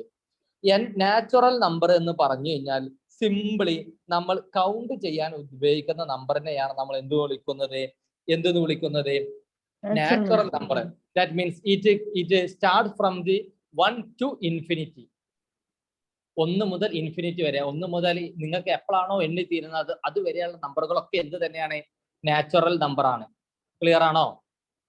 അപ്പം നിങ്ങൾക്ക് n നാച്ചുറൽ നമ്പേഴ്സ് നമുക്ക് പരീക്ഷയ്ക്ക് ചിലപ്പോൾ എന്ത് ചെയ്തിട്ടുണ്ടാകും? കുറച്ച് വാല്യൂസ് നൽകിയിട്ടുണ്ടാകും. അപ്പൊ നിങ്ങളോട് എന്ത് ചെയ്യാൻ പറഞ്ഞു? അതിന്റെ പിന്നെ സ്റ്റാൻഡേർഡ് ഡീവിയേഷനോ വേരിയൻസോ നിങ്ങളോട് കാണാൻ പറഞ്ഞു കഴിഞ്ഞാൽ നിങ്ങൾ നേരെ ഇട്ട് കൊടുക്കുക. അപ്പൊ 99ന്റെ സ്റ്റാൻഡേർഡ് ഫസ്റ്റ് പിന്നെ n നമ്പേഴ്സിന്റെ കാണാൻ പറഞ്ഞു. അങ്ങനെ n-ന്റെ വാല്യൂ നിങ്ങൾക്ക് 99 നിങ്ങൾക്ക് നൽകിയിട്ടുണ്ടെങ്കിൽ നിങ്ങൾ എന്ത് കാണണം? ഈ ഇക്വേഷനിലോട്ട് ഇതിന്റെ വാല്യൂ സബ്സ്റ്റിറ്റ്യൂട്ട് ചെയ്തിട്ടായിരിക്കണം കാണേണ്ടത്. അല്ലാതെ 1 മുതൽ 99 വരെ എഴുതിയിട്ട് അതിന്റെ പിന്നെ മീൻ ഡീവിയേഷൻ കണ്ടു എന്നതിന് ശേഷം അതിന്റെ സ്ക്വയർ കണ്ടിട്ടൊക്കെ കാണാൻ നിന്ന് കഴിഞ്ഞാൽ പരീക്ഷകൾ കഴിഞ്ഞ് കഴിഞ്ഞാലും സമയം കിട്ടലുണ്ടാവില്ല, തികയിലുണ്ടാവില്ല. ഓക്കെ, അവിടെ നമ്മൾ ഉപയോഗിക്കേണ്ട ഇക്വേഷൻ ഇതാണ്. ക്ലിയർ ആയോ? ക്ലിയർ ആണോ? Clear sir, clear. ഇനി ഇതിന്റെ എംപെരിക്കൽ റൂളുകളാണുള്ളത്. നേരത്തെ നമ്മൾ പറഞ്ഞതുപോലെ തന്നെ ഇവിടെ നമ്മൾ അരിത്മെറ്റിക് മീനാണ് നമ്മൾ എടുക്കുന്നു എന്നുള്ളത് കൊണ്ട് നമ്മൾ പറയുന്നു അരിത്മെറ്റിക് മീനിനോട് കൂടിയിട്ട് ഒരു സ്റ്റാൻഡേർഡ് ഡീവിയേഷൻ കൂട്ടുകയും കുറക്കുകയും ചെയ്തു കഴിഞ്ഞാൽ ദാറ്റ് മീൻസ് നമ്മുടെ അരിത്മെറ്റിക് ഒരു നോർമൽ ഡിസ്ട്രിബ്യൂഷനിൽ ഒരു അരിത്മെറ്റിക് മീനിനോട് വലതുവശത്തോട്ടും ഇടതുവശത്തോട്ടും നമ്മൾ കൂട്ടിക്കഴിഞ്ഞാൽ നമ്മുടെ ഡാറ്റയുടെ 68.26% ഡാറ്റകളും ഇതിന്റെ ഉള്ളിലായിരിക്കും ഉൾക്കൊള്ളുന്നുണ്ടാവുക. മീനിനോട് ഒരു സ്റ്റാൻഡേർഡ് ഡീവിയേഷൻ കൂട്ടുകയും കുറക്കുകയും ചെയ്തു കഴിഞ്ഞാൽ. ഇനി നമ്മുടെ മീനിനോട് 2 സ്റ്റാൻഡേർഡ് ഡീവിയേഷൻ കൂട്ടുകയും കുറക്കുകയും ചെയ്തു കഴിഞ്ഞാൽ നമ്മുടെ ഡാറ്റയുടെ 95.44% ഡാറ്റകളും ഉൾക്കൊള്ളുന്നത് ഇതിന്റെ ഇടയിലായിരിക്കും. ഇനി നമ്മുടെ മീനിനോട് കൂടിയിട്ട് 3 സ്റ്റാൻഡേർഡ് ഡീവിയേഷൻ നമ്മൾ കൂട്ടുകയും കുറക്കുകയും ചെയ്തു കഴിഞ്ഞാൽ നമുക്ക് കാണാൻ പറ്റും നമ്മുടെ ഡാറ്റയുടെ 99.73% ഡാറ്റകളും ഉൾക്കൊള്ളുന്നത് ഇതിന്റെ റേഞ്ചിന്റെ ഉള്ളിലാണ് എന്നുള്ളത്. ഇതൊരു പ്രോപ്പർട്ടിയാണ്, പരീക്ഷയ്ക്ക് നിരന്തരം ചോദിക്കുന്ന ഒരു പ്രോപ്പർട്ടിയാണ്. അപ്പോൾ ഇത് എന്താ എന്നുള്ളത് നിങ്ങൾക്ക് മനസ്സിലായോ? ക്ലിയർ ആയോ? ക്ലിയർ ആണോ? ഒരു പ്രാവശ്യം കൂടി പറഞ്ഞു. നമ്മുടെ അരിത്മെറ്റിക് മീന് നമുക്ക് കിട്ടി. ആ മീനിനോട് കൂടിയിട്ട് നമ്മൾ എന്ത് ചെയ്തു? ഒരു സ്റ്റാൻഡേർഡ് ഡീവിയേഷൻ കുറക്കുകയും ഒരു സ്റ്റാൻഡേർഡ് ഡീവിയേഷൻ കൂട്ടുകയും ചെയ്തു. ഒരു സ്റ്റാൻഡേർഡ് ഡീവിയേഷൻ കുറക്കുകയും ഒരു സ്റ്റാൻഡേർഡ് ഡീവിയേഷൻ കൂട്ടുകയും ചെയ്തു കഴിഞ്ഞാൽ നമ്മുടെ ഡാറ്റകൾ 68.26% ഡാറ്റകളും ഉൾക്കൊള്ളുന്നത് ഇതിന്റെ ഇടയിലായിരിക്കും. ഫോർ എക്സാമ്പിൾ, നേരത്തെ ഞാൻ പറഞ്ഞതുപോലെ 40 എന്നുള്ള എൻ്റെ അരിത്മെറ്റിക് മീനും എൻ്റെ 2 എന്നുള്ള എൻ്റെ ഇപ്പൊ ഇവിടെ കിട്ടുന്നത് സ്റ്റാൻഡേർഡ് ഡീവിയേഷൻ 2 ആണെന്ന് കരുതിയോളൂ. ഇവിടെ സ്റ്റാൻഡേർഡ് ഡീവിയേഷൻ 2 കുറക്കുകയും ചെയ്തു. അങ്ങനെയാണെങ്കിൽ 38ന്റെയും 42ന്റെയും ഇടയിലാണ് എൻ്റെ മൊത്തം കുട്ടികളുടെ മാർക്കിന്റെ 68.26% ഉൾക്കൊള്ളുന്നത്. ഓക്കെ, എൻ്റെ മൊത്തം കുട്ടികളിൽ 62.26 ആളുകളുടെ മാർക്കുകളും ഏതിന്റെ ഇടയിലാണ് ഉൾക്കൊള്ളുന്നത്? 38ന്റെയും 42ന്റെയും ഇടയിലാണ് എന്ന് പറയുന്നു. ക്ലിയർ ആണോ? ഇപ്പൊ പറഞ്ഞത് ക്ലിയർ ആയോ? ഇനി മറ്റേലോട്ട് പോയ 2 സ്റ്റാൻഡേർഡ് ഡീവിയേഷൻ എന്ന് പറഞ്ഞു കഴിഞ്ഞിട്ടാണെങ്കിൽ എന്തായിരിക്കും ഉണ്ടാവുക? 36ന്റെയും അതേപോലെ 44ന്റെയും ഇടയിലാണ് 95.44% ആളുകളുടെയും വാല്യൂസ് ഉൾക്കൊള്ളുന്നത്. ഇനി 3 എന്ന് പറഞ്ഞു കഴിഞ്ഞിട്ടാണെങ്കിൽ എത്ര ഉണ്ടാവുക? പിന്നെ 34ന്റെയും 46ന്റെ ഇടയിലാണ് 99% ആളുകളുടെയും വാല്യൂസ് ഉൾക്കൊള്ളുന്നു എന്ന് അർത്ഥം. ക്ലിയർ ആയോ? ക്ലിയർ ആണ്. ഓക്കെ, ഇതാണ് നമ്മുടെ സ്റ്റാൻഡേർഡ് ഡീവിയേഷൻ. ഇനി ഇതിന്റെ പിന്നെ മെഷർ ഓഫ് ഡിസ്പേർഷൻ ഇതിന്റെ റിലേറ്റീവ് മെഷർ ഓഫ് ഡിസ്പേർഷനെ വിളിക്കുന്ന പേരാണ് കോഎഫിഷ്യന്റ് ഓഫ് വേരിയേഷൻ എന്ന് വിളിക്കുന്നത്. ഇതും കണ്ടെത്തിയത് ആര് തന്നെയാണ്? കാൾ പിയർസൺ തന്നെയാണ്. കാൾ പിയർസൺ തന്നെയാണ്. അപ്പൊ പരീക്ഷയ്ക്ക് രണ്ട് രീതിയിൽ ചോദിക്കാറുണ്ട്. കോഎഫിഷ്യന്റ് ഓഫ് സ്റ്റാൻഡേർഡ് ഡീവിയേഷനും കോഎഫിഷ്യന്റ് ഓഫ് വേരിയേഷനും. ഇത് രണ്ടും വേറെ വേറെ തന്നെയാണ്.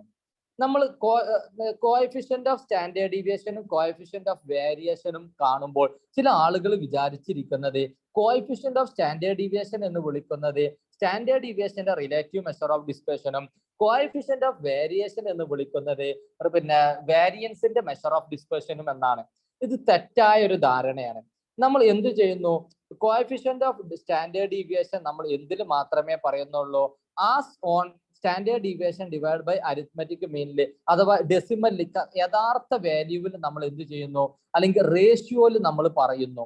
എന്നാൽ ഇതിനെ നമ്മൾ പേഴ്സൻറ്റേജിൽ പറയുന്നതിനെയാണ് നമ്മൾ എന്തെന്ന് വിളിക്കുന്നത്? കോഎഫിഷ്യന്റ് ഓഫ് വേരിയേഷൻ എന്ന് വിളിക്കുന്നത്. ക്ലിയർ?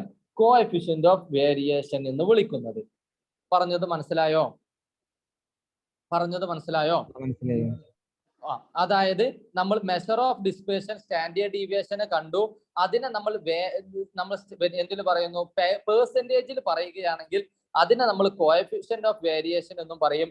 ഇനി അത് കോഎഫിഷ്യന്റ് നമ്മൾ എന്തിൽ പറയുന്നില്ല, പേഴ്സൻറ്റേജിൽ നമ്മൾ പറയുന്നില്ലെങ്കിൽ അതിനെ നമ്മൾ വിളിക്കുന്ന പേരാണ് എന്ത് വിളിക്കുന്നത്? കോഎഫിഷ്യന്റ് ഓഫ് സ്റ്റാൻഡേർഡ് ഡീവിയേഷൻ എന്നുള്ളതും. ക്ലിയർ? ഇനി ഇതിന്റെ മെറിറ്റ്സുകളും ഡിമെറിറ്റുകളും പറഞ്ഞിട്ട് നമ്മൾ നിർത്തുന്നു. മെറിറ്റ് റിജിഡ്ലി ഡിഫൈൻഡ് ആണ്. ലോകത്തുള്ള ആര് കണ്ടാലും ഇത് എന്ത് തന്നെയാണ് കിട്ടുക? ഉത്തരം സെയിം ആണ് കിട്ടുക. ഇത് എല്ലാ ഒബ്സർവേഷനെയും കൺസിഡർ ചെയ്യുന്നു. It is the only measure of dispersion capable for mathematical treatment. നമുക്ക് ഒരുപാട് മെഷർ ഓഫ് ഡിസ്പേർഷൻ നമ്മൾ പഠിച്ചു. റേഞ്ച് പഠിച്ചു, ക്വാർട്ടൈൽ ഡീവിയേഷൻ പഠിച്ചു, മീൻ ഡീവിയേഷൻ പഠിച്ചു, സ്റ്റാൻഡേർഡ് ഡീവിയേഷൻ പഠിച്ചു. ഇതിലെല്ലാത്തിനും പ്രശ്നങ്ങൾ ഉണ്ടായിരുന്നു. ഇതിൽ ഏറ്റവും പ്രശ്നങ്ങൾ ഇല്ലാത്ത ഒരു സാധനം എന്ന് വിളിക്കുന്നത് സ്റ്റാൻഡേർഡ് ഡീവിയേഷൻ ആണ്. അതുകൊണ്ട് എല്ലാ മാത്തമാറ്റിക്കൽ ആയിട്ടുള്ള ഫർദർ മാത്തമാറ്റിക്കൽ ട്രീറ്റ്മെന്റിലും നമ്മൾ ഉപയോഗിക്കുന്നു. എന്തുപയോഗിക്കുന്നു? സ്റ്റാൻഡേർഡ് ഡീവിയേഷൻ ഉപയോഗിക്കുന്നു. കാരണം എന്തുകൊണ്ടാ ചോദിച്ചു കഴിഞ്ഞാൽ ഇതാണ് ഏറ്റവും നല്ല മെഷർ ഓഫ് ഡിസ്പേർഷൻ എന്നുള്ളത് കൊണ്ട്. Clear? Clear, sir. And it is the least affected by fluctuations in sampling. സാമ്പിളിങ്ങിൽ എന്ത് ചെയ്യുന്നു? നമ്മൾ മാറ്റം വരുത്തി കഴിഞ്ഞാൽ വളരെ മിനിമം ആയിട്ട് മാത്രമേ എന്ത് ചെയ്യുന്നുള്ളൂ? ഇത് അഫക്റ്റ് ചെയ്യുന്നുള്ളൂ. ഓക്കെ, ക്ലിയർ ആണോ? ഇനി ഇതിന്റെ ഡീമെറിറ്റ്സ് എന്ന് പറഞ്ഞു കഴിഞ്ഞാൽ it is difficult to measure for a non-mathematical person. ഒരു മാത്തമാറ്റിക്സ് അറിയാത്ത ഒരാളെ സംബന്ധിച്ചിടത്തോളം ഇത് ഭയങ്കര ബുദ്ധിമുട്ടാണ്. കാരണം എന്താ ചോദിച്ചു കഴിഞ്ഞാൽ നേരത്തെ നമ്മൾ പറഞ്ഞു സ്റ്റാൻഡേർഡ് ഡീവിയേഷൻ എഴുതിയ സമയത്ത് √1/n sigma x minus x bar square എന്നൊക്കെ പറഞ്ഞു. ഇതൊക്കെ ഒരു ആദ്യം എന്താ എന്നൊരാൾക്ക് മനസ്സിലായാൽ മാത്രമേ ഇതിനെ കുറിച്ച് നമുക്ക് പഠിക്കാൻ പറ്റുള്ളൂ. ഇത് കാണുമ്പോൾ തന്നെ ഒരാൾക്ക് അറ്റാക്ക് വരുന്ന ഒരാളാണെങ്കിൽ പിന്നെ പഠിക്കാൻ കഴിയുമോ? അപ്പൊ നമ്മളൊരു നോൺ മാത്തമാറ്റിക്കൽ ആയിട്ടുള്ള ഒരു പേഴ്സണിന് ഇത് എന്ത് ചെയ്യാൻ പറ്റൂല? ഇത് എന്ത് ചെയ്യാൻ പറ്റൂല? നമുക്ക് എന്ത് ചെയ്യാൻ പറ്റൂല? എളുപ്പത്തിൽ പഠിക്കാൻ കഴിയൂല. പിന്നെ ഇതിന്റെ ഏറ്റവും വലിയ പ്രശ്നം എന്ന് വിളിക്കുന്നത് it gives more weightages to the extreme values ആണ്. ഇത് എക്സ്ട്രീം വാല്യൂസിന് എന്ത് നൽകുന്നുണ്ട്? വലിയ തോതിൽ വെയിറ്റേജ് കൊടുക്കുന്നു. ഇത്രയും പ്രശ്നങ്ങൾ ആർക്കുണ്ട്? സ്റ്റാൻഡേർഡ് ഡീവിയേഷൻ ഉണ്ട്. പക്ഷെ ഈ പ്രശ്നങ്ങളൊന്നും അത്ര വലിയ പ്രോബ്ലം അല്ലാത്തത് കൊണ്ട് നമ്മൾ എന്ത് പഠിക്കുന്നു? എല്ലാ തരത്തിലുള്ള നമ്മുടെ എല്ലാ പ്രവർത്തനങ്ങൾക്കും നമുക്ക് ഏറ്റവും കൂടുതൽ നമുക്കുള്ള സഹായിക്കുന്നത് സ്റ്റാൻഡേർഡ് ഡീവിയേഷൻ ആണ്. കാരണം എന്താ എന്ന് ചോദിച്ചു കഴിഞ്ഞാൽ നമ്മുടെ ഒരുപാട് പ്രശ്നങ്ങളുണ്ട്. ആ പ്രശ്നങ്ങളെക്കാട്ടിൽ കൂടുതൽ ബെനിഫിറ്റ് ആണ് സ്റ്റാൻഡേർഡ് ഡീവിയേഷൻ ഉള്ളത് കൊണ്ടാണ് നമ്മൾ എല്ലാ ഫർദർ മാത്തമാറ്റിക്കൽ ട്രീറ്റ്മെന്റിനും ആരെ നമ്മൾ ഉപയോഗിക്കുന്നത്? സ്റ്റാൻഡേർഡ് ഡീവിയേഷനെ നമ്മൾ ഉപയോഗിക്കുന്നത്. ക്ലിയർ ആയോ?